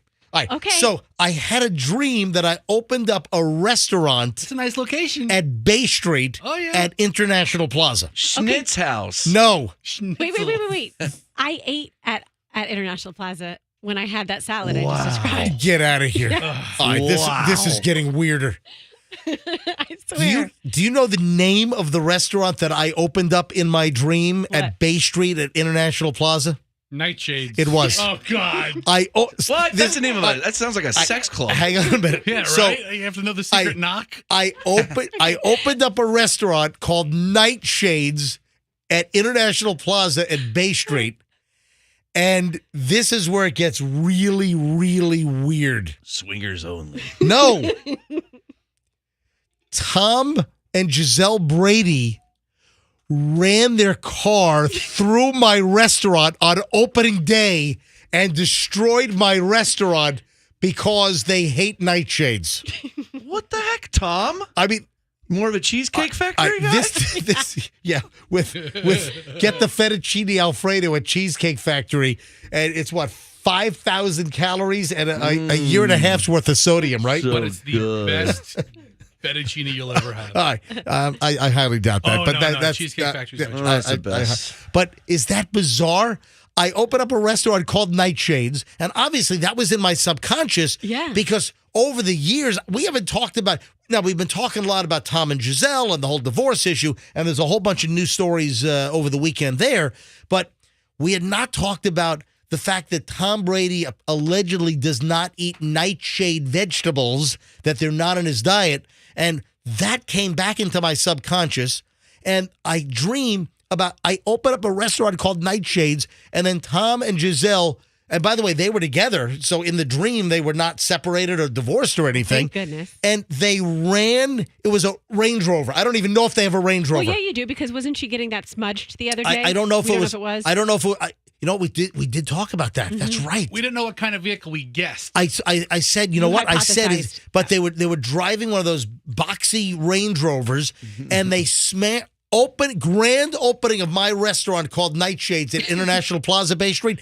They drove it through the outdoor seating area, smashed through the front glass window, and drove through the entire restaurant. And I'm like, what is going on? And then Tom and Giselle Brady get out of the vehicle and they're yelling, "No nightshades!" And that's and that's my dream. And then Roxanne sends me this email that she actually ate a bunch of nightshades and she didn't sleep well. I'm like, you got to be kidding me. Okay. Now that is weird. Let me tell you something Yes. else. So when we're trying to figure out where to Oh, go. hang on a minute. I got to give out the rock the what is it called? Cash the rock bar? What is it? Something. Rock the cash box, what is it? man. Rock the cash box? Yes. All right, here we go. It's time to rock. I'll finish up in a second. I got to rock the cash box now. All right, this hour's word is play. That's PLAY. Text the word play nationwide to 45911 before 8:15, before quarter after, for a shot at $1,000 cash. Or you can enter it on the Q105 app or at myQ105.com. So play, PLAY, texted nationwide 45911. Good luck. All right, so that was my crazy dream. And then Roxanne sends me an email last night about nightshades. I'm like, get out of here. Okay, it gets even weirder because before we went to dinner, I'm like, gosh, my kids haven't had enough vegetables today. I wish there was just a restaurant that you could like go and you could like make up for all the vegetables you didn't eat during the day. You That would literally be had that. nightshades. Hold on. You literally had that conversation Yeah. with yourself. My kids No, don't I have said- enough vegetables yes. today. That's called sweet tomatoes, and they're out of business. Yeah, right. And I miss sweet tomatoes. My God, I miss sweet tomatoes. Well, they got a bad rap too with the nightshades because tomatoes are nightshades. All right, so I need to know a couple of things. I need to know the list of nightshades. Oh my gosh, what? What vegetables are nightshades, and why the hell does Tom and Giselle Brady, why don't they eat the nightshades? This is crazy, guys. Last night I closed my shades at night. Guess what? My favorite place to get sunglasses is Distant Optical in St. Pete. Gotta have shades. Yeah, That wasn't a stretch. I will recuse myself and not throw shade on this segment. But here's an okay. entire list no. of nightshade foods. Well, hold on. No. Don't look at the list. Roxanne, look Don't away. you be shady. I want to know if your list of nightshades matches up with what Fester claims are the nightshade vegetables. Well, and by Fester claiming, I mean the internet. Okay, so What did we do? We're listing veggies? let's go. All right, what are nightshades? I just And glanced why the hell are they called nightshades? I just glanced at his list. I don't know why they're called nightshades, but it's like tomatoes, eggplant, white potatoes, peppers. Yep. And they're in the tobacco family. So Hold on, they're in the tobacco family? Wait, you've never smoked an eggplant? Hell yeah, I'll smoke a pepper. Okay, I shouldn't say that. Yes, but I tell you what, when I was in college, we used to smoke PCP dipped eggplants. So good. Okay, I'm saying this Yes. wrong. I'm sorry. Nightshades refer to plants in the Solanaceae family, the majority of which are inedible like tobacco. So yes, they are. But the edible ones are the ones I just listed.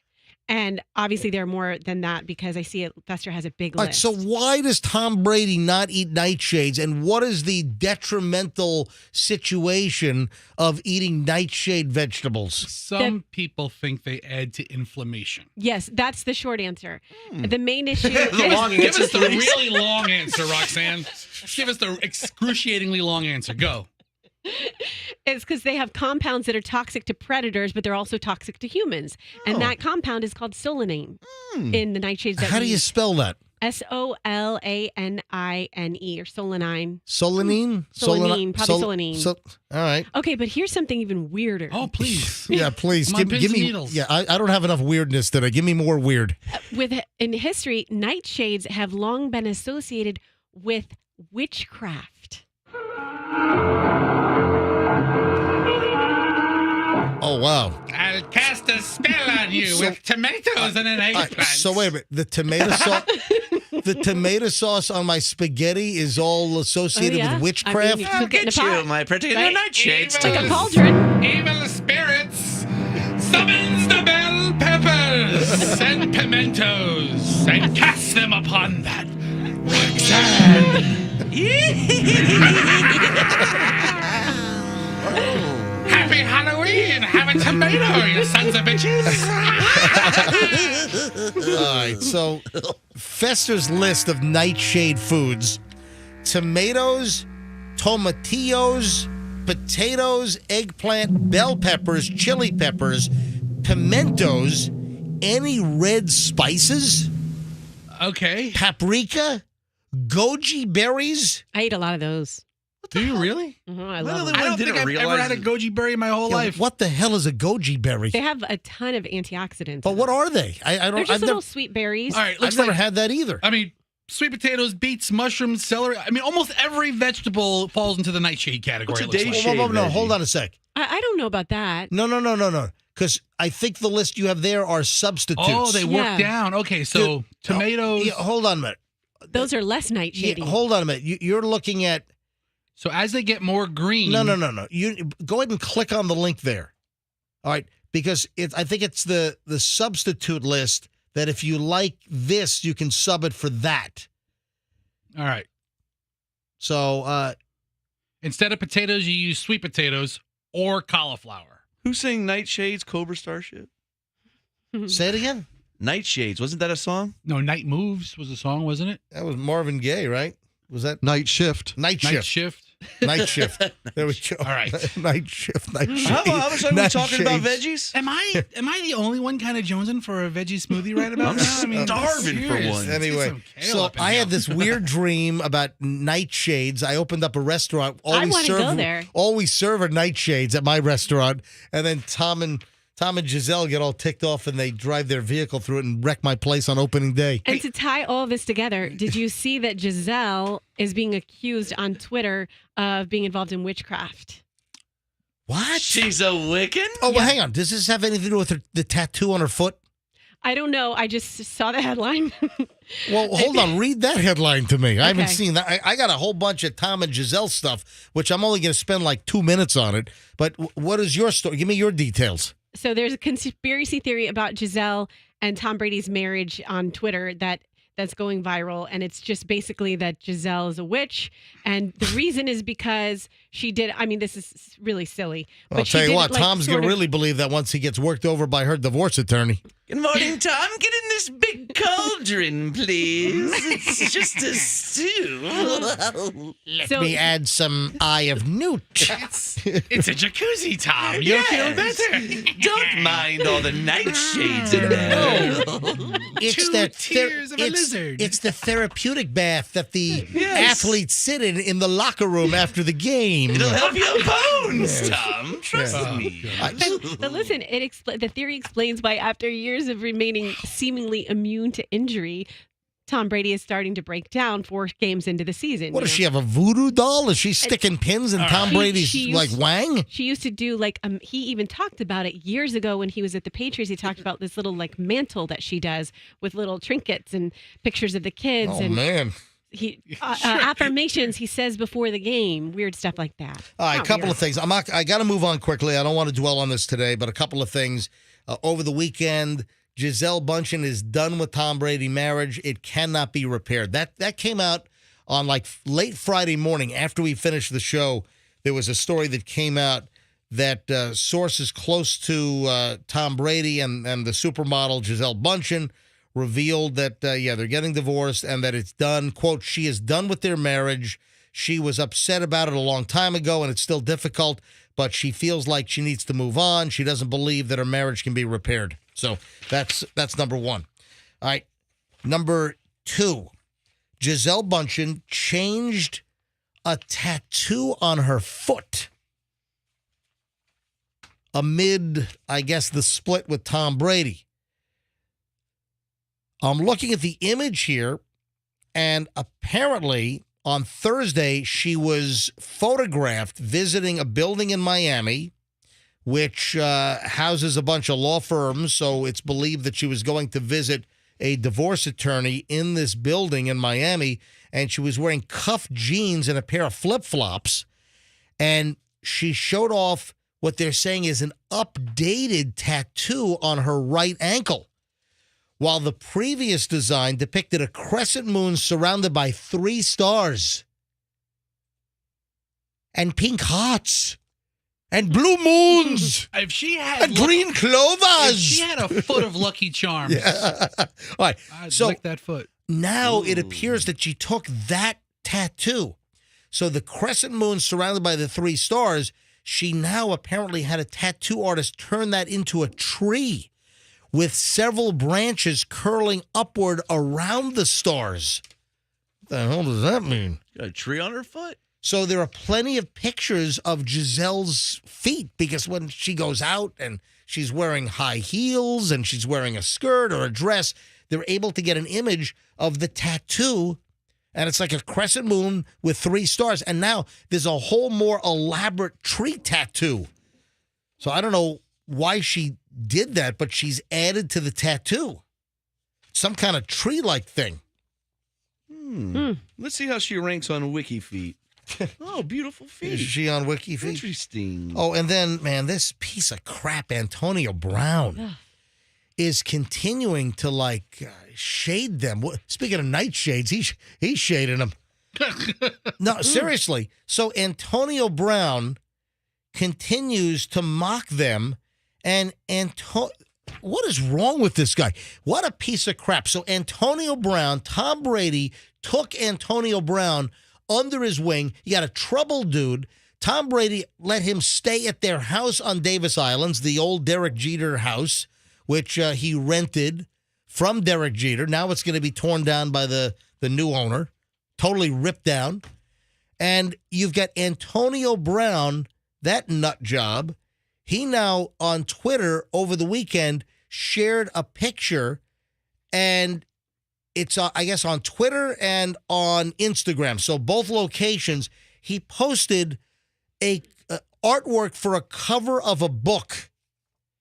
Isn't this a real book? I think it is I'm a real sure it book. is. Yeah, I remember seeing this cover before, But and it was so- like but helping Not kids. his artwork. But somebody altered the faces. So the book that Antonio Brown posted. This I didn't is, see that part oh, of it. Yeah, duh. Oh, no. Yes. Oh no. That's why I'm doing the story. All right. I gotta say, AB, this is hysterical. No, it's not hysterical. Whoa. It's so If you're trying to Oh, troll this is somebody, awful. Guys, if you're trying to troll it- somebody, this is next level stuff. He's like This is 50 great. Cent. It is awful. It is terrible. It is not right. I just thought it was the random Look, book cover. Oh, me- you have to look at it All right, twice. guys, let me tell what it is. Go. It is a depiction of a book called Daddy Doesn't Live Here Anymore, a book about divorce. And you have Giselle standing at the front door getting hugged by a young blonde girl. And then Tom Brady is walking away holding a briefcase, and he's got the black reflector stuff underneath his eyes. The best part? This is not funny. Come on. Okay, I didn't. It's next level No, trolling. this is not nice because It's that's pretty supposed to be funny. a daughter. That's okay, awful. hold on. That's Yeah, bad. it's not nice. This is trolling. Trolling's not supposed to be nice. Wait a sec. And then you look inside the window, and Antonio Brown is sitting inside the house. And that seems to me that That's not cool. he's suggesting that he's doing Giselle now while Tom Brady's leaving the house. Giselle. Okay, why does that depict Giselle with just one boob? Well, the artist. I don't know. I think the more egregious part is AB sitting in the recliner. In the house. he's in the house looking out the window while Tom Brady is leaving. And why is Tom Brady? Does he wear this stuff under his eyes like on a daily? Yeah, he walks And around the carry a house with it. briefcase. This is terrible. This is that AB guy, that Antonio Brown is a piece of crap. For Tom Brady to try to help the guy out, and then now he's trolling him with Daddy Doesn't Live Here Anymore, a book about divorce with a depiction. The front cover artwork is Tom and Giselle. Tom's leaving and he's inside the house. All right, so this cover is 2/3 right. That's awful. Heartless. And then finally, there was a report that Tom Brady was hopeful that they could repair things and that they could put things back together. And, you know, They had issues in 2014 or 2015, so maybe they can pull it together. if you believe the stories, this was Giselle, and, you know, Tom's trying to get it repaired. He's gonna have a hard time on the dating scene. Feel bad. Yeah. So from my dream to that, last night I had the strangest dream. God, you gotta stop singing. What song is that? I don't know. You don't know that song? I don't know. Keep going. No. Guys, come keep on. singing. Come on. Give us more. Andrew, you know what it is, right? Of course. Bring the song up. Of course Guys, Andrew does. Hold on a minute. Bring the song up. Give me a thumbs up when you have the song. You don't know that last night I had the strangest dream. Coco Cabana? Hold on. Did you say Coco Cabana? Roxanne. It's a song about a little baby monkey. The song is not Coco. It's Copacabana. No, It's no, not Coco. No, the Coco Cabana is the House of Monkeys. Froggy's What right. is what is it? What is it? The Swiss Miss song? It's the Coco Cabana. Yeah, when you want hot chocolate on the beach, you go to the Coco Roxanne, Cabana. I am shocked. It is your brother's song. Huh? It's your brother's song. Oh my God! All right, play it. Here we go. Listen, play the song. Last night I had the strangest dream. Come on. I sailed away to China in a little rowboat to find ya, and you said you had to get your laundry clean. Come on. Didn't want no one to hold you. What does that mean? And you said, ain't nothing gonna break my stride. Come on. Matthew. Right? It's your brother Matthew Wilder. Right. Did he rhyme China with find ya? Find ya, China. That song should Wow. be canceled. Is that lyric racist I these don't feel days? comfortable listening to You're that talking song. about going to China and you got to get your laundry clean. Seriously, well, MJ, What is this he doing? This song is really offensive. I Wow. remember that commercial for Calgon when I was a kid, and I don't think they can get away with that. It's like, how do you get? So this white couple goes into like a laundry place, and they're like, how do you get our laundry so clean? And of course, and the Chinese people, they're running the laundry, and the Chinese guy, after he's asked, how do you get our laundry clean? So how do you get our laundry so? And he goes, ancient Chinese secret. Oh, God. And then he's in the back with a box of Calgon, laundry detergent. Oh, do you have it? I think oh, so. Oh, hold on. Yeah, roll this. Dismiss Roll this. Go ahead and hit it. Here, listen to this. It's coming. All right, 1970s Calgon. Listen to this. How do you get shirts so clean, Mr. Lee? Ancient Chinese secret. My husband, some hotshot. Here's his ancient Chinese secret. New improved Calgon. Calgon's 2 water softeners soften wash water so detergents clean better. In hardest water, Calgon helps detergents get laundry up to 30% cleaner. We need more Calgon. Ancient Chinese secret, huh? Calgon helps detergents get Liar. laundry up to 30% cleaner. I want to see them run that commercial today. I don't know what's worse, the condescending tone of the white woman turning back. Ancient Chinese secret. What a Karen. What's the next commercial? The weight loss candy? AIDS? It's the worst ever. That's fantastic. That's true. Late 70s, early 80s.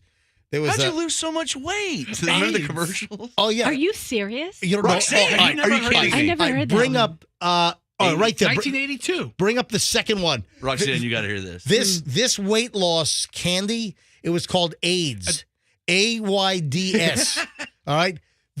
The worst name ever, because looming right around the corner was acquired We know. immunity deficiency syndrome, AIDS. All right, roll this commercial. Roll back to the beginning. Go ahead. And here we go. All right. And I got to play a commercial. All right, Hold hang on. on. 3, 2, 1. All right, hang on a minute. Boom. Roxanne, you don't know about this? No, I don't. All right, hit it. Roxanne. I was overweight and looked terrible, but AIDS helped me lose 46 pounds Oh, my God. and helped me lose 28 pounds. AIDS helps control your appetite so you lose weight. Yet AIDS lets you taste, chew, and enjoy. And the appetite suppressant in AIDS is not a stimulant. AIDS helped me to lose 18 pounds, and it doesn't contain anything to make me nervous. Question: why take diet pills when you can enjoy AIDS? AIDS helps you lose weight without making you jittery. It's just the worst thing I've ever heard. Gosh, it's horrible. Maybe Awful. the most unfortunate name for a product ever. Marketing department, like, damn it. I think they went out of business in like 3 hours. They were gone. Why am I blinking? I just Look, I'm don't worry blinking. about it. You're fine. Oh my God! All right. Is something happening in the studio? All of our microphones are blinking, Roxanne. I thought you were talking Yeah. about your eyes, but Now, every button in here is blinking. It's just a short, Roxanne. We're fine. We're harvesting energy. I don't know these. Every light is blinking. Okay. Well, because the equipment here it needs to be replaced. Something just changed. Now Oh, now all the mics are screwed up. Hang on a minute. Great. okay. God, you know what? Can you hear me? Hang on, Fester. What mic? Your mic 3. I'm on. I don't even know. All right, what there mic we go. I'm on. Froggy, go ahead and talk. Hello? Go ahead and talk, Froggy. Hello? You're screwed. Turn your mic on. Now hold on. Now Froggy's not even working. Oh, good. No. Oh, I mean bad. Hold on, Froggy. Wait. Oh, Froggy's mic turned to internet. We just had a major glitch. What happened? Just all the equipment went because, folks, this equipment is going to die, and we're going to be off the air because they won't build new studios fast enough. Okay, I'm just telling you. What about me? My That works. I had to work on that button. Every single light in this room is flashing, and now Froggy, your microphone is dead. Check 1, 2. The plane's going down. All right, nobody can hear you because your microphone is dead. Hold on now. Hang on a minute. Hold on. Co-host. Folks, I'm sorry that I got to fix the equipment. Well, Mid-conversation. I talk now, Froggy. It's okay. It doesn't matter. Froggy? It doesn't. It doesn't matter. It really doesn't. Yeah, Okay, No. Andrew, Andrew to the- Froggy's mic is dead. and Andrew. Roxanne brings all this to our attention by saying, "Why am I blinking?" And looking at her eyes. Oh, like, I what just do you came back. Instead of saying there's like something technical going on, she's like, "I'm blinking. Your light's blinking, Roxanne." Yeah. Nobody. Yeah. Oh, there we go. Oh, hold on, Froggy, you back? I'm back. I did nothing. What is Andrew? Power of positive thinking. Hey, attention, everybody. This place is going to die, and we're going to be off the air. We're going down in the flames. I'm telling you right now. Thank you, Andrew. You're a magician. So I You just didn't do checked, anything. MJ, I just checked my text messages. Yes. I had 14 people Yes. text me "break my stride" from you singing. Yeah.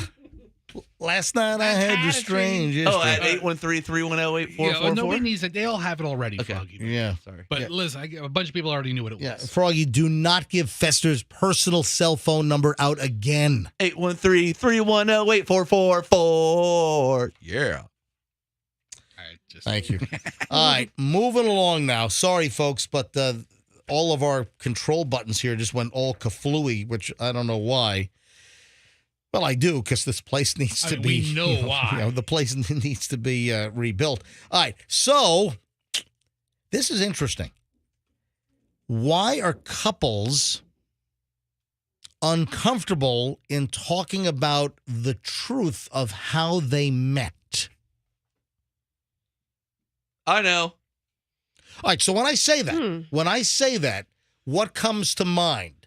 So I know. If I say that couples don't want to really tell people how they actually met, there are people that meet this way and they try to hide the fact that they actually met this way, especially if they go on to have a successful relationship, an engagement, and then a marriage. What is the item they're trying to hide? Yes, Froggy. Froggy raised his hand first. If they meet online. That is correct. Oh, I was going to say if they were with other people at the time. No, that's correct. Yes. Here's a story of two individuals. They have been married for nearly 5 years, but they didn't want people to know that they met online. And the story that I saw is that their families will only know that they met online through a dating app if their families read this article. Their nearest and dearest think the couple first locked eyes at a bar in Manhattan. That's when, as the vague story goes, Mike, 30, approached Sydney, 26, and asked to buy her a drink. But in reality, the couple had actually first spotted each other while swiping to the right on Tinder. Well, if they're going to make up a story about how they met, they should make it more interesting than that. I mean, serious. It's like the blandest story ever. Well, it's not like it's 90s and you met on AOL and it's kind of creepy. I mean, Yeah. everybody meets online these days. What's the big deal? Was it creepy then either? They were just like the forefathers of it, Froggy. We ought to go to phones on this. We haven't done many phone calls today. Have I done any phone calls today? I've been light on the phones here on this Monday. Oh, yeah, I guess we had the state CFO on, but that doesn't count. All right, so let's go to phones. I want to ask our listeners, have you met somebody online and you've tried to hide that fact? Have you met somebody on Tinder or one of the other dating sites and you're not really open and free with that information? Oh, yeah, hey, yeah, we met online. And they got serious, you mean? Yeah. Oh, yes. That's the story. So I saw this in the lifestyle section of New York Post, and it says that I wasn't going to be like, hey, he was supposed to be a one-night stand, but we ended up dating, and now we're getting married after 3 months. That's what Sydney told the Post. I feel like it would have led to conversations we weren't comfortable having. In today's digital age, most couples meet online, and a recent report found that the majority of users, 63%, created a dating profile with no intention of starting a serious relationship. And 31% logged in hoping to meet their future spouse, but most people are looking for just the wham bam, just casual dating. All right, let's go to phones on this. This could be interesting. 800-990-1047. That's the number to get in. 800-990-1047.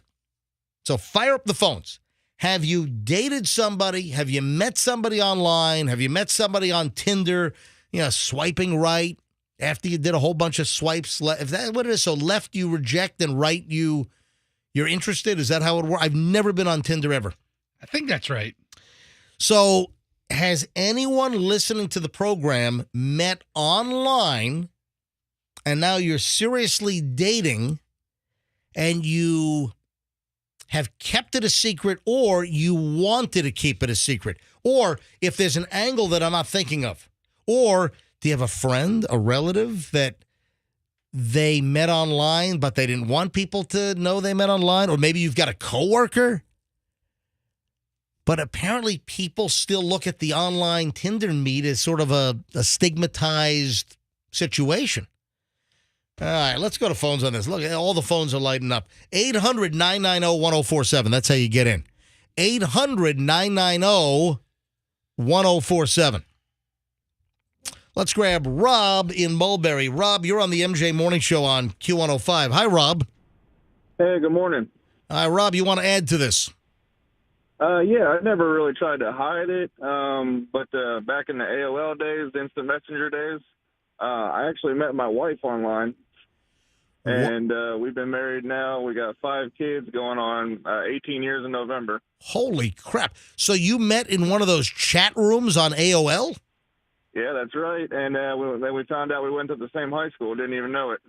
My God. It was meant to be. What was do you remember the name of the AOL chat room? Was it like Mulberry Hot Mamas or what? I don't know, but she wasn't a mama then. Yeah, I know. She sure is now. Well, as far as you know. All right, so I have no idea what it was. All right, so you don't remember the name of the chat room? I have not a clue. Because I remember those AOL chat rooms. They were like some of the weirdest names too. Yes. Wow. And 18 years later, you got 5 kids, and you guys met on AOL in a chat room. Yeah, 5 kids, 3 boys, 2 girls. Yeah, there you go. Rob, congratulations, buddy. Thanks for checking in. Hey, you guys rock. Yeah, thank you. Appreciate it. Let's grab Rachel. Rachel's in Tampa. Hey, Rachel, you're on the MJ Morning Show. Hi. Hi. Yes, Rachel. So my boyfriend and I met on Tinder back in, I want to say December, and normally, like, you are right, it is for people just kind of looking to hook up, but every now and then you'll meet, like, a person. Now, Rachel, how old are you? I'm in my late 20s. All right, late 20s, and you're on Tinder, and you were just looking for a one-nighter? I wouldn't necessarily say that. I was just kind of seeing what was out there. All right, but you were just playing around. You were just looking for maybe some side action. Yeah, most of the time Tinder is exactly for that. Right. All right, so you meet this guy. How old was the guy that you met? Same age. So late 20s, and then you guys have been dating since December now. Yes. It's going very well. All right, but have you tried to hide it from people that you met on Tinder? Some of our close friends know we met on Tinder, but for the most part, it actually is kind of awkward when it gets brought up. Do you think most people don't think you can find a real relationship on Tinder and that it's just a one-night stand or maybe a couple of night stand hookup deal? I mean, so I don't know if any of you have been on Tinder recently, but I have never been on Tinder in my life. people will say what they're looking for, and it'll definitely say, like, looking for a relationship, not looking for anything serious. And like Hinge and Bumble are kind of the same way where you have to say what you're looking for, or you don't have to. So, but- Rachel, how many Tinder hookups did you have before you met Mr. Right? That's a good question. Yeah. Oh, I've got a notepad in my phone. Whoa. All right, Rachel, so give us a number. How many guys did you hook up with on Tinder before you met, Mr. Wonderful? The one. I mean, it's hard to say because Tinder's the type of thing where, like, you'll use it for a few months, you'll stop. Yeah, but how many guys did you meet, do you think, on Tinder? Oh, I probably met maybe 20 or so guys off Tinder, but I didn't sleep with all of them. Good for you. Hold on. You met 20 or so on Tinder, but so out of the 20, how many did you sleep with? Maybe half of that. Okay. All right. She's a good egg. I couldn't, if ever I had to get back in the dating scene, I mean, I couldn't imagine going on Tinder. And then how, for somebody, being a radio personality, I couldn't go on Tinder. I couldn't, because you'd wonder anybody that would swipe right on me. First of all, they must be blind. No kidding. But seriously, you would have to think that anybody that would meet me and maybe know who I am would have, an ulterior motive. To like what? Concert tickets? I don't know. Free Q105 shirts? Free 3-piece meals at PDQ. I'd go out with you for that. Anyway, all right, Rachel, and you've been with this guy now since December, right? Yeah. Are either of you still swiping right behind each other's back? No, we both deleted it in front of each other around Valentine's. All right, so MJ, that's the sign of wow. commitment. That's the sign of commitment. Wow. Rachel, am I right? That is the sign of a committed relationship where you announce that you have deleted Tinder from your Or app you store. do it together. It's like a Yeah. joint. It's a joint deletion. Deactivate. Oh, it absolutely is, because I've definitely dated people in the past where it's like I'm on there and we've been dating for a few months and they're still like updating their photos and still really active on Tinder, and it's kind of awkward. Wonder Twin Powers deactivate. All right. Yes. Thank you, Rachel. Thank you, MJ. Have a good day. You bet. Look at that. 20 guys on Tinder slept with half. Those are Hall of Fame numbers. Busy Yeah. girl. Tell you. Let me grab Ryan in Bradenton. Man, the phone's exploded on this one. Ryan in Bradenton, you're on the MJ Morning Show on Q105. Hi. How you doing, guys? Good morning. All right, so we're talking, for those that are just tuning in, we're just talking about folks that are on dating apps or people that have met online. A lot of people like to hide the fact or try to hide the fact that they met online, and they don't want everyone to know that they met on Tinder or some other type of dating site because of, the one-night stand, I guess, stigma there. All right, so Ryan, go ahead. Me and my girlfriend, tomorrow actually is our anniversary. We met online and we've been dating. It was long distance for the first year and a half as well, and we've been dating for the past 2 years tomorrow. All right, and you met where? We met online just playing a bunch of games during COVID and just became friends online and then hung out one time, and we've been dating ever since. Yeah, but do you keep it a secret? Do your parents know that you met online? Do your other friends know? Kind of, but not the whole story of how and like what we were doing online and What game were you playing online when you met her? all of them. It was in the middle of COVID, so we were just we never had work, so all we would do is just play games all day. What was the platform? What were you on? It's called Discord. It's Yep.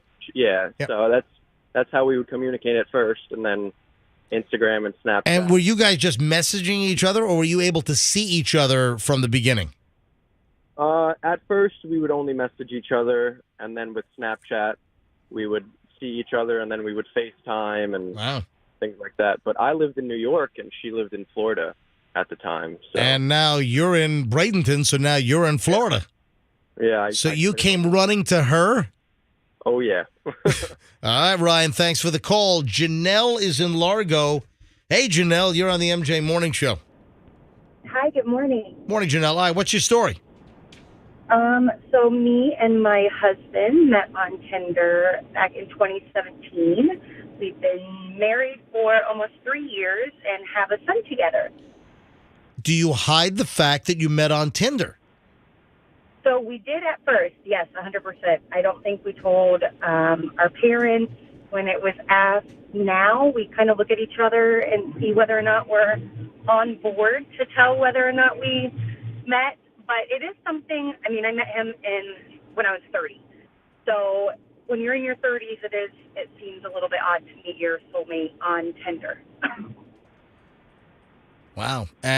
But of late, you don't necessarily hide it?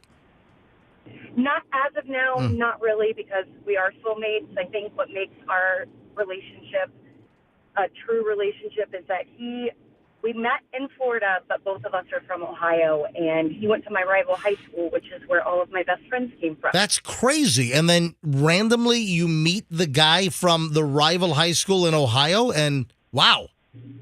And in Florida. We both met in Florida, Yeah. both grew up in Ohio. That's interesting. Hey, Janelle, continued success. Thanks for calling. Thanks so much. You bet. Yeah, Rox. I think nobody should have any sort of shame meeting online because I went to a nightclub like 5 years ago. So this is 5 years back. Did Big Doug know this? Yeah, it was a bachelorette. No. What was it? It was a bachelorette party. That's right. And so It was a cheat on Doug night? No, it was in No, I'm Miami, kidding. and Oh, it my was with God. our I'm sorry. friends. It was just the girls' portion of the bachelorette party, and so we went, and I felt so bad because there were a couple single girls there, and they were hoping to meet guys. There are no guys to meet because every single person in the club was on their phone.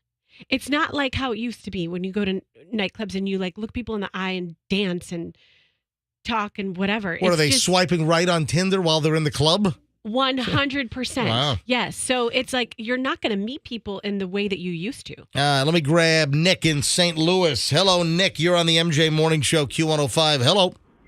Oh, MJ, I've been listening to you since, you were back in St. Louis back in 2005. Yep, the MJ Morning Show, always based out of Tampa Bay, but we were on the air in St. Louis on a radio station called Z1077 for 14 years. We were on a St. Louis station. Top-rated morning show, by the way. I listened to you for all 14 years. Thank you, buddy. Every morning. All right, so Nick, what do you have to say about online dating and keeping it a secret when you hook up with somebody and they become your girlfriend or fiance or eventually possibly wife or conversely a boyfriend? What do you keep it a secret? I've been married to my wife for 3 years. We met on Facebook, through Facebook, and on a Pokemon Go group chat. Pokemon Go. Really? Yes. Back in 2015. Isn't that kind of slightly nerdy there, Nick? Oh, we're both nerds, okay? We're anime nerds. We like that kind of stuff. You know, it's our thing. Right. So, when was the last Comic-Con you went to? the year before my son was born, 2018. There you go. Wow. Youmacon. It was actually a Youmacon, so it's a Japanese anime convention up in Detroit. You watch That's Big where Bang my Theory, wife don't is you? from. She's from Detroit. Fantastic. And then the relationship is going well? Oh, yeah, it's great, but we never kept it a secret. We thought it was funny. So we always made jokes about it. Yeah, we're one of those online couples, you know. Awesome. Hey, Nick, thank you, buddy, for your continued support. Thanks for listening to us online. Thanks for being a listener. I'm just so glad you guys came back. I couldn't find a good morning show for years. That's what I've heard. There's not a lot of good morning radio out there, and we're just doing a public service to bring it back. Nick, keep in touch with us. Thanks, buddy. Let me grab Jonathan in Tampa. Jonathan, MJ Morning Show. We're talking about meeting online through a dating app, and people want to keep that secret and not tell their friends or relatives how they actually met. Hey, MJ. Yeah, I met my wife on Instagram. I just liked her profile and then followed her, and then I just started liking her pictures. I thought it was too creepy to just slide into the DMs. You know? Yep. I just wanted to. All right, so how did you make the move? How did you initiate contact? Well, see, this is where I messed up because I didn't want to be a creep and just message her randomly. So I just liked her photos, But then, so she would like mine. And she actually, I waited like 6 months of doing this back and forth, which apparently pissed her off more than I thought it would. She commented on one of my photos, and then that was the way. Let my love open the door. Thank you, buddy. Let me grab Debbie. What happened to Ilana? Hey, Ilana, you were next. Ilana, I was going right to you, Ilana. Where'd you go?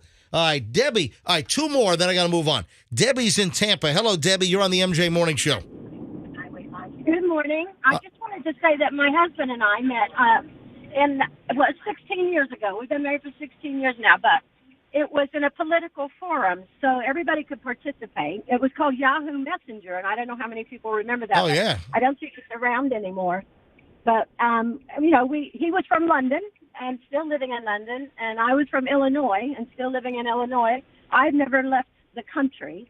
And he flew over to meet me after we'd been online in that sort of chat room, that forum, for almost a year. And incredible. We just hit it off and got married. And have you told people that's how you met?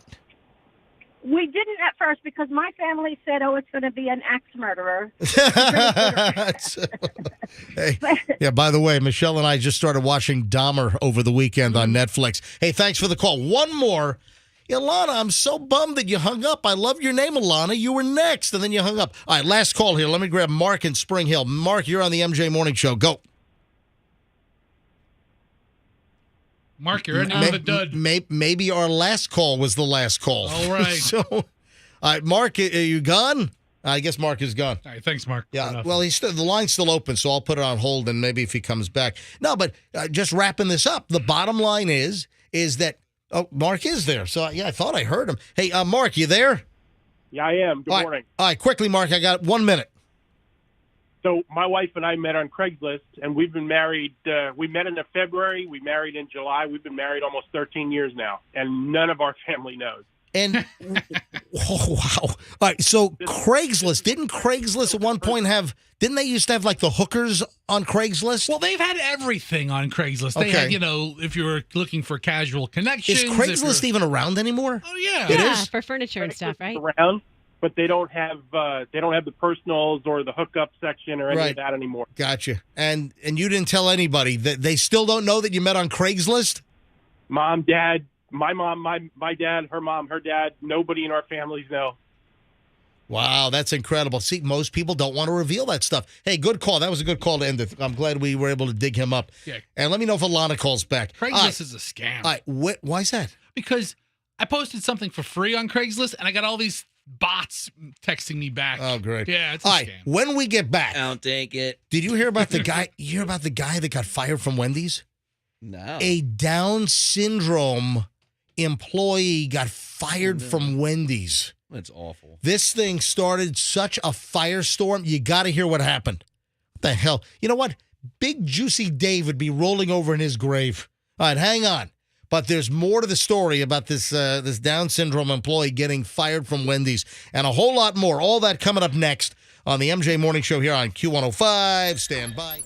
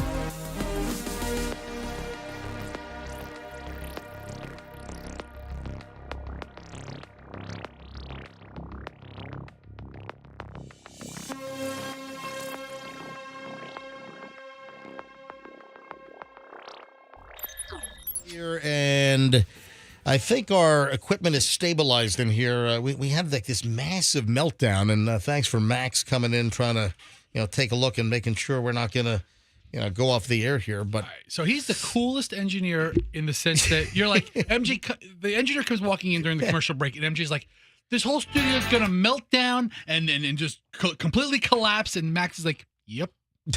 I know. Yep. And she's like, we're going to be off the air, and we don't have option. We don't have plan B. What are we going to do? This is going to be off. And Max is like, yep. It's gonna, You're right. Yeah, you're right, man. I know it. Yep.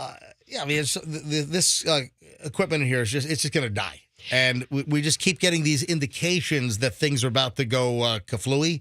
And we're just sitting here doing the show, and just everything starts blinking, and mics shut off, and it's going to happen. One day. I don't know whether it's going to be during the morning show or whatever, but they need to build that new studio fairly quickly for us, or else it's going down. People are speculating that it was because we were talking about Giselle and she put a spell on it. But this has been happening for a while. Giselle, the spell.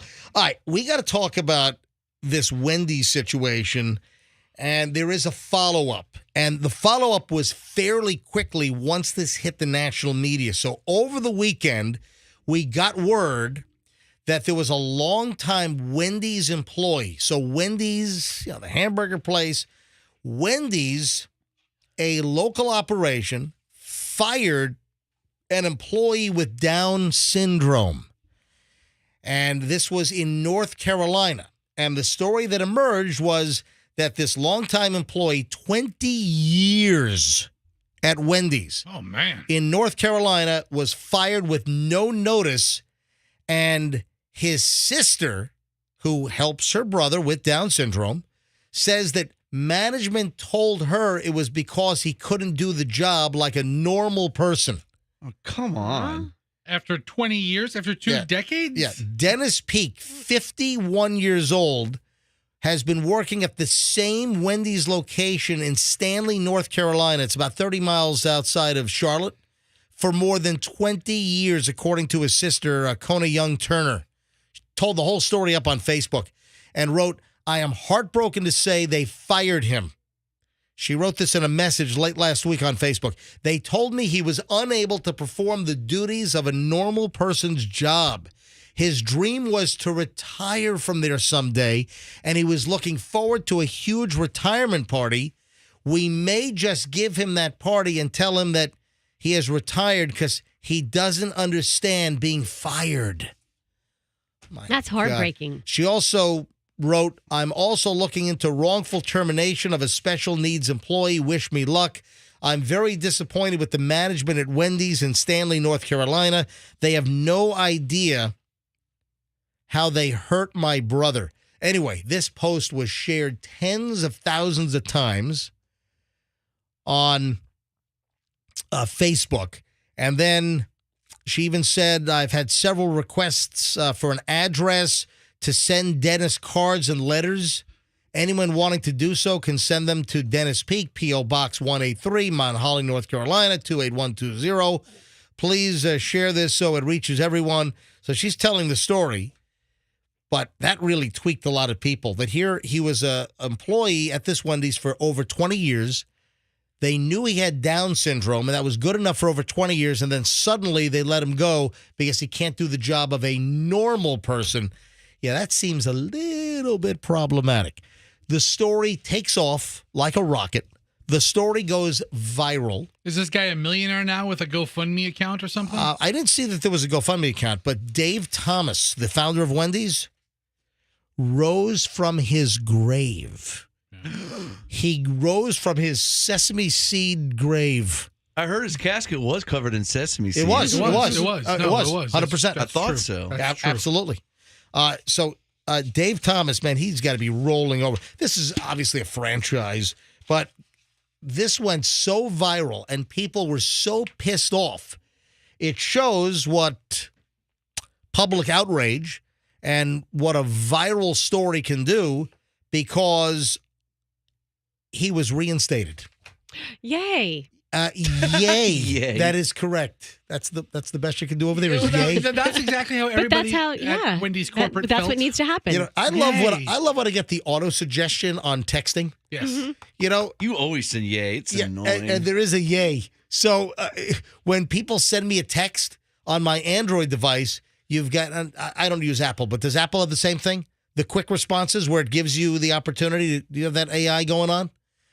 So at least on Android, when you get a text, a lot of times it gives you a quick response and it bases it off of, obviously, artificial intelligence. And a lot of times, one of the auto responses that I can hit to a text is yay.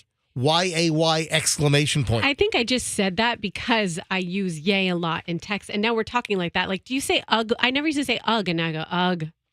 I'm not an ugh. That's like a Lucy from You know, Charlie Brown MJ, kind of thing, I isn't it? actually just said ugh right after Roxanne said yay.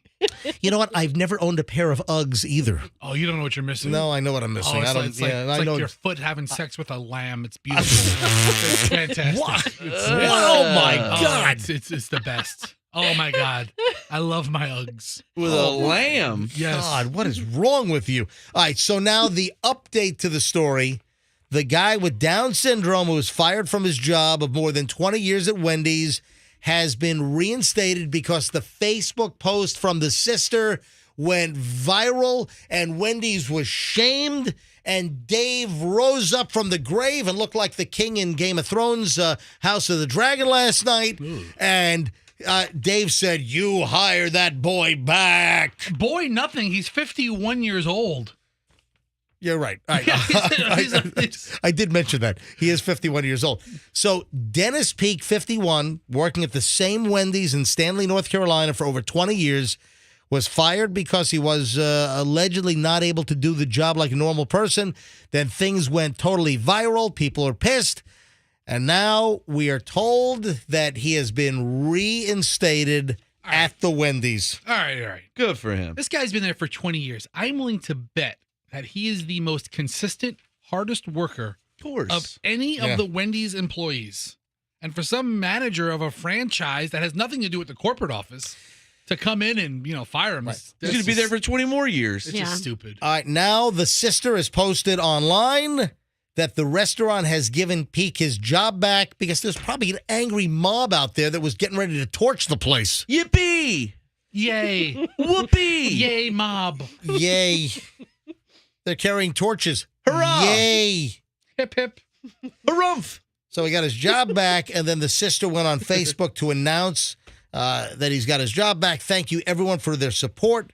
According to WSOC Television, Turner received a phone call from Carolina Restaurant Group the day after she posted to Facebook saying that they will reinstate her brother and he can return to work the following week. Yes. She said, "My heart is overwhelmed by the support that You all have given my brother and myself. Thank you so much.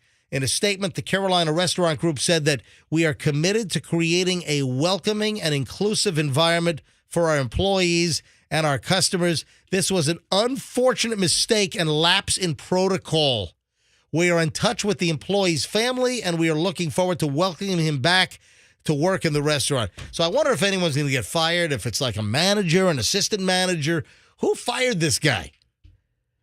Because this... Not only was this a bad reflection on that particular Wendy's location, see, this is where you've got a franchisee, and I'm.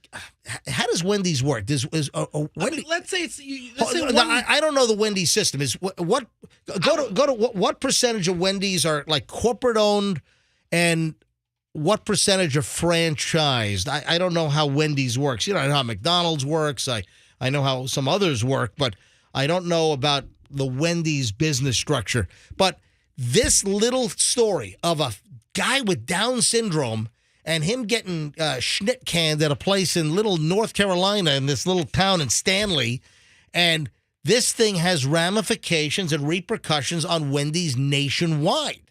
Even if it is like a little local yokel Wendy's, this has an effect on the entire Wendy's brand. So... You find anything? So Wendy's has almost 400 corporate-owned stores. The rest of them are franchises. Yeah, that's what I thought that was probably it. So, MJ. Yeah. A large group owns, 40 Wendy's, let's say. Well, this is you hire a manager. You give them hiring and firing. Well, this is the Carolina Restaurant Group, so I don't know if... They probably own several. I don't know how many Wendy's they own or if they own also other... Let's say they own 20 of them. Stores, yeah. You hire a manager. The ownership group isn't over every hiring and firing. So you give somebody a little bit of power, and they fire the guy that's been there for 2 decades. I'm glad they hired this guy. So it hired him back. That's just a happy ending to this story. The way they fired him was so rude. Yeah, they just said, "Hey, we don't need your help anymore. We don't need your services." And then they told his sister, who cares for him, I guess, that he just can't do the job of a normal person. That sucks. Yeah, fire that manager. For over... Yeah. Oh, so the Carolina Restaurant Group has 122... Are they all Wendy's, Andrew? I believe so. They own 122 Wendy's? Wow. That's a big operation. That's a lot of restaurants. So according to Wendy's own website, guess how much each Wendy's on average, the average take for each Wendy's is in a year? Each Wendy's is, I would say, a $2 to $3 million store. $1.9 million per store. Not close. That's a lot of Dave's Baconators. Yeah, you're right. All right, folks, do me a favor, please. Take a moment here if you haven't done it yet. Please send a donation to the American Red Cross for hurricane relief to our friends, our neighbors, our fellow Floridians in Southwest Florida. If you send money to the American Red Cross through our link, our company is based in Naples. So we've hooked up with the American Red Cross. When you use our link, the money you donate absolutely 100% goes to Florida hurricane relief. It doesn't go to the big Red Cross National Fund. It's to be used in Florida. Go to myq105.com/donate. That's myq105.com/donate. Online, the minimum donation for the Red Cross is $10. You can afford it. Let's go. And, of course, you can give a whole lot more. And when you go to our link, myq105.com/donate, you'll see that it goes to a Red Cross donation link, and then all of that money is used here in Florida in the counties affected by Ian here in Florida. And remember, folks, this was headed toward us before it took that turn. So, all right, moving along. You know, being an airline passenger and being high on shrooms on the airplane, it's not a really good combination. It's exactly what happened. You know, what the heck was that? My goodness, I'm sorry. Was that Fester? No. Yeah, it was Fester. No, well, it sounds like it could have been my chair. Oh, but yeah. it It's just a wasn't. squeaky chair. I thought that was Fester's chair screaming for help. Froggy's My mic goes back up by itself. You Froggy's know? microphone boom mic Yeah, or boom there. so does mine. Yeah, there it goes. Yeah. It's fun. It makes it fun. So the microphone's like, I want to get away from you. I just want to get a flamethrower and just torch this whole studio. Let's get a little WD-40 on that joint so it doesn't sound like a creaky old man. Every All time. Occasionally, the mics just get excited and go up. All right, so a guy high.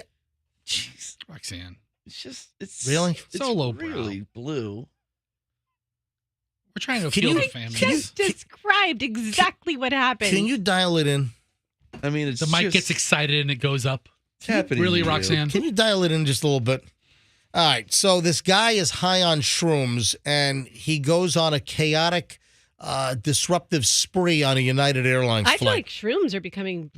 People are using them more often now. I've seen more stories about mushrooms and psychedelic Yeah. trips, Right. and even under doctor's care. Yeah, and it seems like it's becoming more frequent, but also, isn't there chatter of some states legalizing psychedelic mushrooms? Yeah, I've heard that. You know, first you've got recreational marijuana legalized in a bunch of states, and now I know I've seen stories over the last year about the push to legalize psychedelic mushrooms. Well, we got a guy that was high on shrooms on a United Airlines flight, and this was a flight from Miami to Washington, D.C. This story has a little bit of everything. He attacked a flight attendant, according to federal authorities. The guy's name is Churi Sevilla.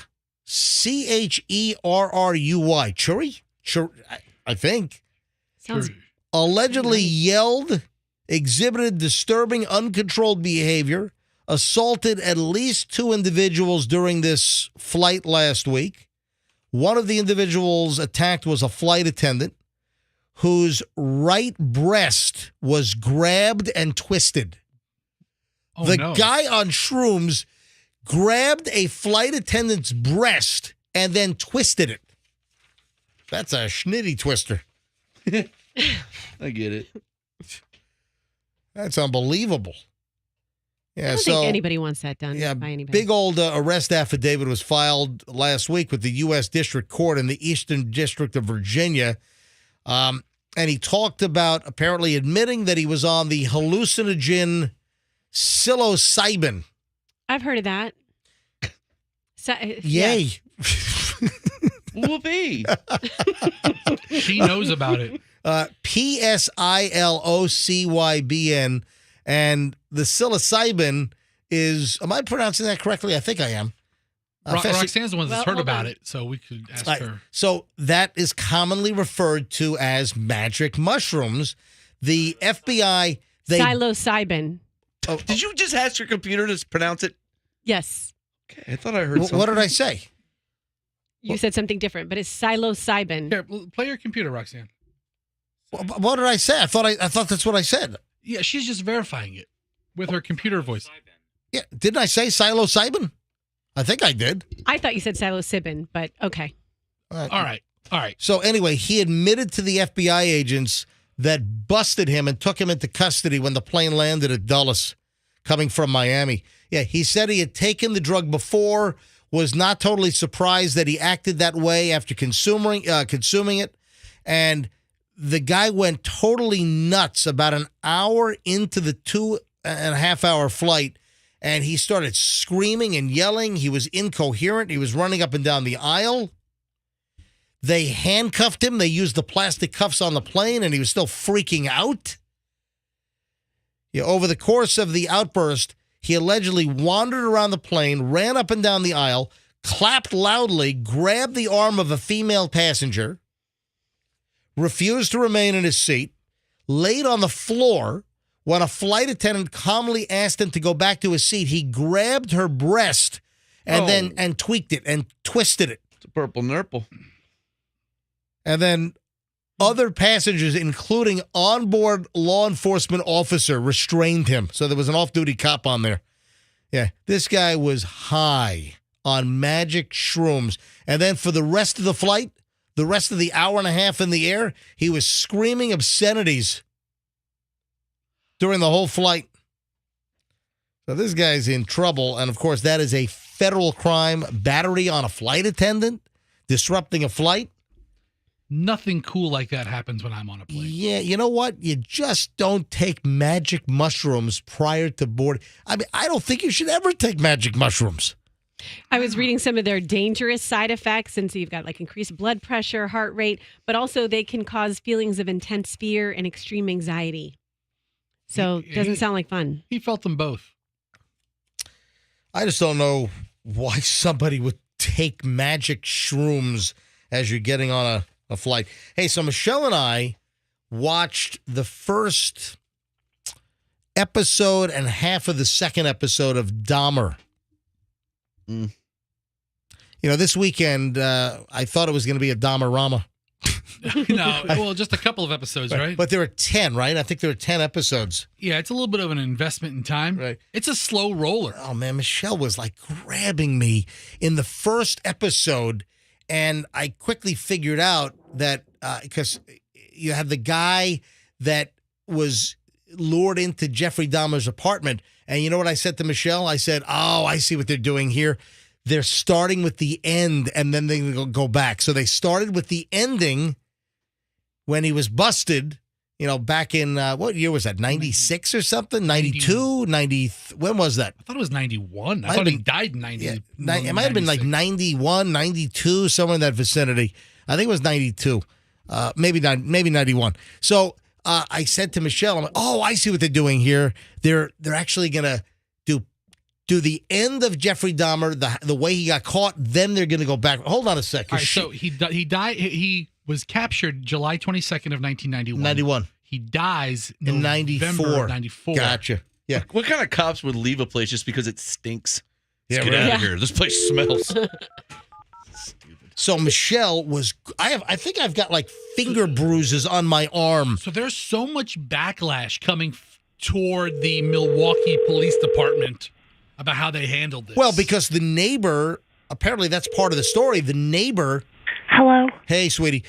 So the neighbor next door, apparently there were complaints from people in the building, and they kind of blew it off. They might have been able to catch Jeffrey Dahmer long before. Hey, Michelle, I was just commenting on your finger marks that are still bruising my arm as you gripped me during the opening episode of Dahmer on Netflix. Sorry. Michelle, you cut off my circulation. I think I was close to having to have my arm taken off. Yeah, it also kept me from sleeping. Oh, so you're having nightmares about Dahmer as well? Yeah, it's so creepy. It is creepy. So you're going to make a move this time, Jeffrey? It only gets creepier, Michelle. I'm like on episode 5 or 6. Really? It's not that great. And it has no timeline. It goes back and forth. Oh, it does go. Okay. 'cause the whole time. Again, Michelle, it was pretty quick on Saturday night when we watched the first episode of Dahmer. It was pretty quick that I said, oh, I think this is going to be the end. Right. And yeah, so I figured that out pretty quickly. And then Michelle, while the black dude was in his apartment, and so the opening scene is there are 3 black guys in a bar. And it must be like a gay pickup bar in Milwaukee where the scene was depicted. And he goes home with one of the black guys, and that guy was lucky as hell because he was able to escape Dahmer, and that's how the whole Dahmer House of Cards came falling in. Do you know? And I remember this once I watched the first episode. I was like, "What happened to that apartment building?" And then I remembered that they knocked the place down. The whole apartment building, they razed it. They completely demolished it because it of would have the. become like a tourist attraction or something. And no one would want to stay there. Exactly. What is the dad from? I can't pinpoint what he's from. The dad was the amazing influence on him. Yeah, the dad. You mean the dad in the depiction? Yeah. He was the father in 6 Feet Under. Maybe that's what it was. He was the dead father that came back in 6 Feet Under. So what kind of impression did he have on? He was a bad dad. The worst dad ever. Okay, I don't know the story. So Lionel Dahmer is not the worst dad ever. Okay. Who's the worst dad ever? I don't know, but it's not. Lionel becomes a very sympathetic character through a lot of this. All right, well, I'm only on episode. Michelle, what did we watch? We watched the first one and then half of the second one, right? Yeah, The way they bonded was quite Yeah, exactly, Froggy. I just thought it was really weird. Like, he introduced him to that whole... Okay, the kid was into anatomy and into dissecting things. But you Michelle... don't think he's going to become a serial killer? No, he wasn't into anatomy and dissecting things. He was fascinated with like hurting things. Yeah. Oh, Okay. that's sick. Lionel didn't know that part. Lionel just thought he liked cutting up raccoons he picks up off the road. Ugh. Are you? Now, keep in mind that is a known trait that a lot of serial killers, they start off young. They start off as little kids and they hurt animals. So that is one of the serial killer traits. I think also like playing with matches and lighting stuff on fire. I think that's also a serial killer thing. And then I think that Aquarius, which is my sign. I know. I think I read somewhere that a lot of serial killers tend to be Aquarians. Wow. And also late bedwetters. Oh, that's true. Right. Oh, yeah. And serial killers also are bedwetters. That's another thing. This isn't lining up good for me. Froggy still wets his bed at 42. Listen, accidents happen. But Michelle, you were like grabbing my arm. You're covering your eyes with one hand. You know what? You're Because squeezing my arm. You're like, is it over? Is it over? Is it over? And it then was so realistic, and you're just thinking to yourself, like I guess that's kind of what tipped us off that it was the guy who got away, because you were wondering how did we know this scene happened? How did we know it happened like this? How did we have all these details? But you're just wondering like what is going on inside of his head. He did such a good job at acting, terrified for his life. Like he realized, oh my God, I am going to die if I don't get out of here. And how about the fact that in at least the depiction on Netflix, the door has that sticky latch. Oh. He had the regular lock, and then you had the little push latch, and you had to kind of, jimmy the door to get that thing. So little tricks to get out of there. But Michelle, when he opened up the fridge door and you saw the guy's head in there, Michelle was like, "Oh my God!" Listen, it's a slow show. It's not action packed, Slow burn. but it's a slow burn on all the episodes are like that. You really have to. You pay attention. The actor who plays Dahmer, I mean, I think it's a fantastic portrayal. I don't know. Yeah. Don't get me wrong. Hey, Festa, you watching this with the kids? I think it's David Spade. Yeah, You know what? I have to watch it alone. Allison has no tolerance for it. She's like, I'm out. Hey, I just found a correction of what you said, MJ. It's not Aquarius. I found 2 articles that say people with Pisces, that's me, Sagittarius, Gemini, that's Fester, or Virgo, Michelle, appear to be more likely than the general population to become a serial killer. I had read a long time ago Aquarius, so I think your source is broken. Why don't you two drug each other and figure it out? All right. So, See who survives. Michelle, if someone looks at my arm, they're going to think I'm like a battered spouse. Sorry. I'm a battered husband over here. Or it's just kinky in your household. So last week, what is going on with you, Roxanne? I'm trying to look at the upside of what it might be. What is going on? Yeah, right. All right, now, last week we talked about some memorabilia dealer selling Jeffrey Dahmer's prison glasses for $250,000. So his dad is still alive. Yeah. Lionel Dahmer's like 90 or something. My God. Oh my God. Well, guess what? Now you can buy Jeffrey Dahmer's glasses. Now you can buy Jeffrey Dahmer's urn for $250,000. What kind of sicko would do that? Somebody's going to buy it. According to the Vancouver, Canada-based true crime murderabilia bazaar, Cult Collectibles, they have the Milwaukee Monsters ash vase, the rarest true crime item I will ever have on this site.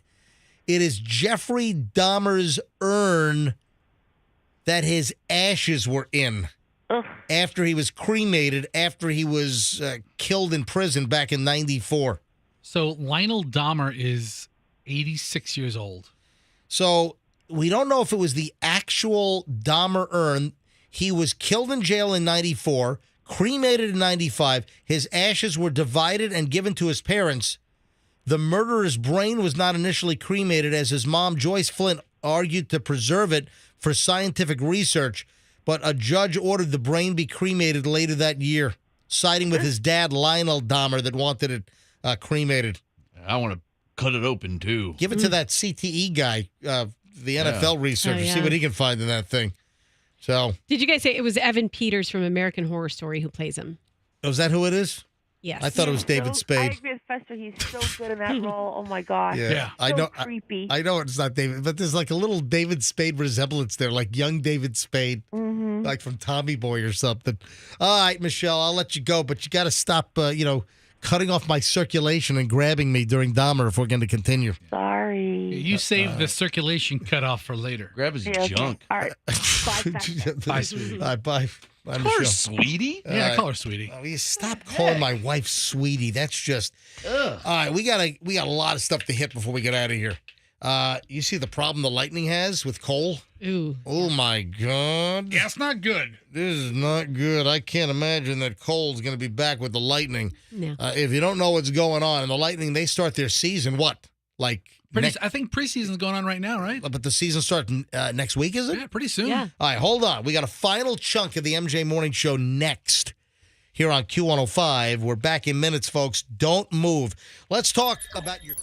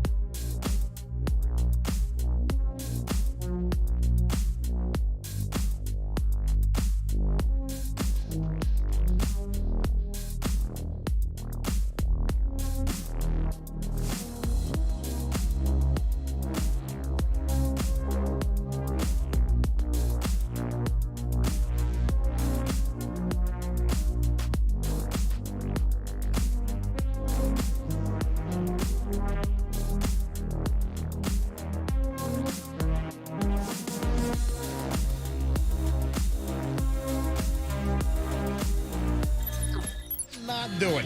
All right, MJ Morning Show on Q105. Pat, I can't do it.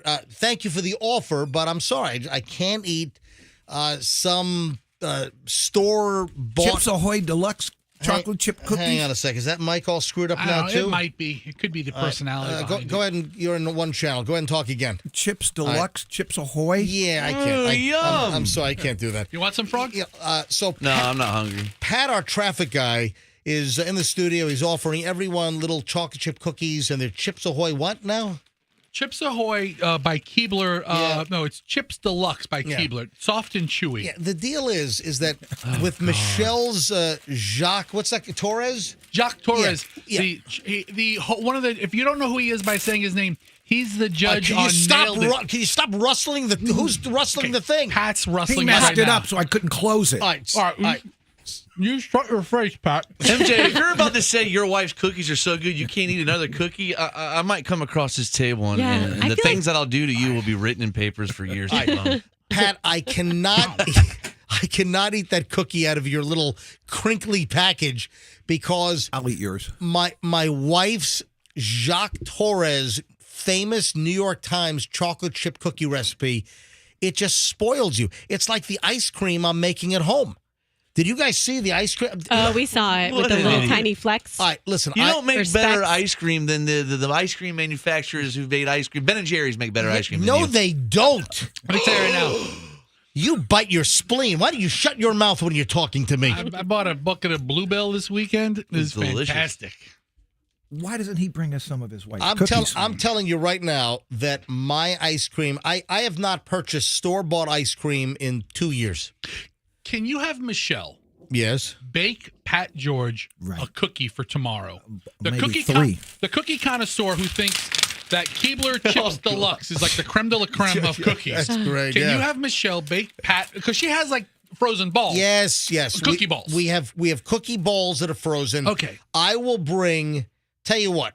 Hang on. Let me get Michelle Write back this on the down. phone. Hang on. Because I don't know how many she has left.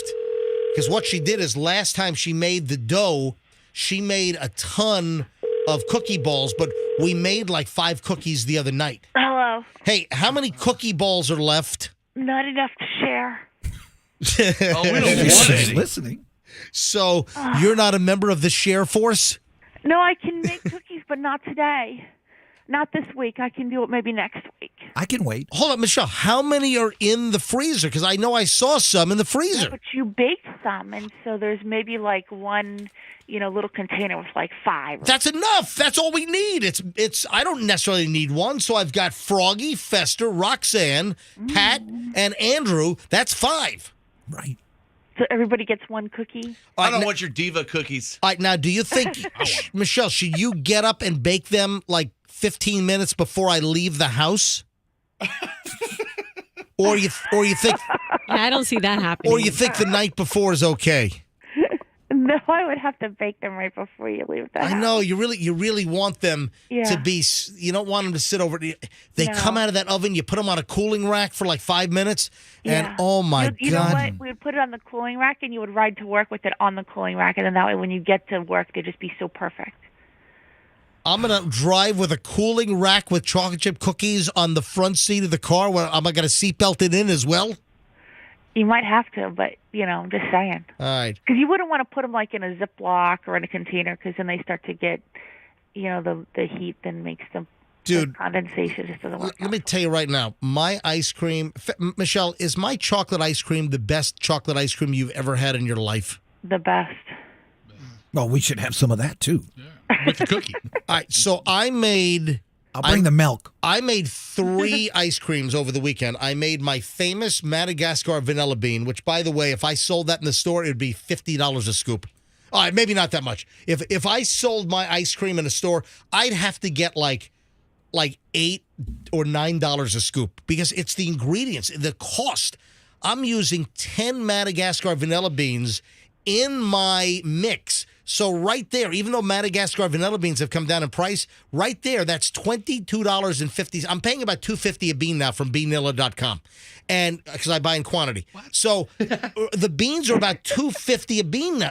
What are you saying? Just a website that you pull out of your Beanilla? Yeah, Beanilla. That's where I buy my beans. Beanilla. Beanilla. Beanilla.com. Just a spectator in all this. So I've got $22.50 just in the vanilla beans, and that makes about 3 liters. So I made about 3 liters of vanilla ice cream, and it's about $22.50 in beans. Then all the heavy cream.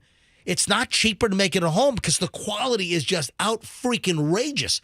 My chocolate ice cream is made with Valrhona, the best of the best cocoa powder. It's French. I use Calabout dark chocolate callets. And again, I use 15 high quality eggs. And you can't use junk eggs. So I'm using like the high quality free range eggs where the yolks are like as orange as the sun at sunset, and not the pale crap when you buy the the cheap eggs. I didn't mean for this whole thing to go down a rabbit hole of you making ice cream. I'm sorry. So over the weekend, I made vanilla bean that is outrageous. I made chocolate, which Michelle says is the best in the world, and I finally have my mint chocolate chip where I like it. And if you look at my Instagram, folks, if you look at my IG, you can see, first of all, the vanilla bean seeds dripping into the machine. Ooh. It is unbelievable. Ew. And then my mint chocolate chip, I use the Flex. I drizzle my chocolate into the ice cream machine so you get the Flex. Not chunks. I hate chunks. Mint chocolate chip with chunks suck because you get the damn... It's not really mint chocolate chip. It's just like... It's just like... You have to call it something else. It's like small chocolate bars. It gets all jammed up in your teeth. And you got to get a screwdriver to pull the damn chocolate out. Oh, so tough. Yeah. Anyway, you want to see some good-looking ice cream, folks? And a killer sunset over Tampa Bay last night? Go check out my Instagram. Give me a follow. Certified MJ Radio. That's my personal Certified MJ Radio. No, we don't want to see it. We want to taste it. Well, the ice cream is tougher to bring in. Andrew, what does line 6 want? Oh, geez. Hang on a minute. Who's on line? All right. Canal, you're on the MJ Morning Show. Hi. Hi, MJ. Hey, Roxanne. Hey, Froggy. Hey, Fester. Hey. Okay, MJ. All right. So, Canal, which recipe? About your ice cream. Yeah, which recipe do you want? I want all of them. All right. Well, do me a favor. Send me an email, and I'm going to tell you there's a book. It's the book is called The Perfect Scoop. And the chocolate ice cream out of the guy's name is like Leibovitz or something. And it's called The Perfect Scoop by like David Leibovitz.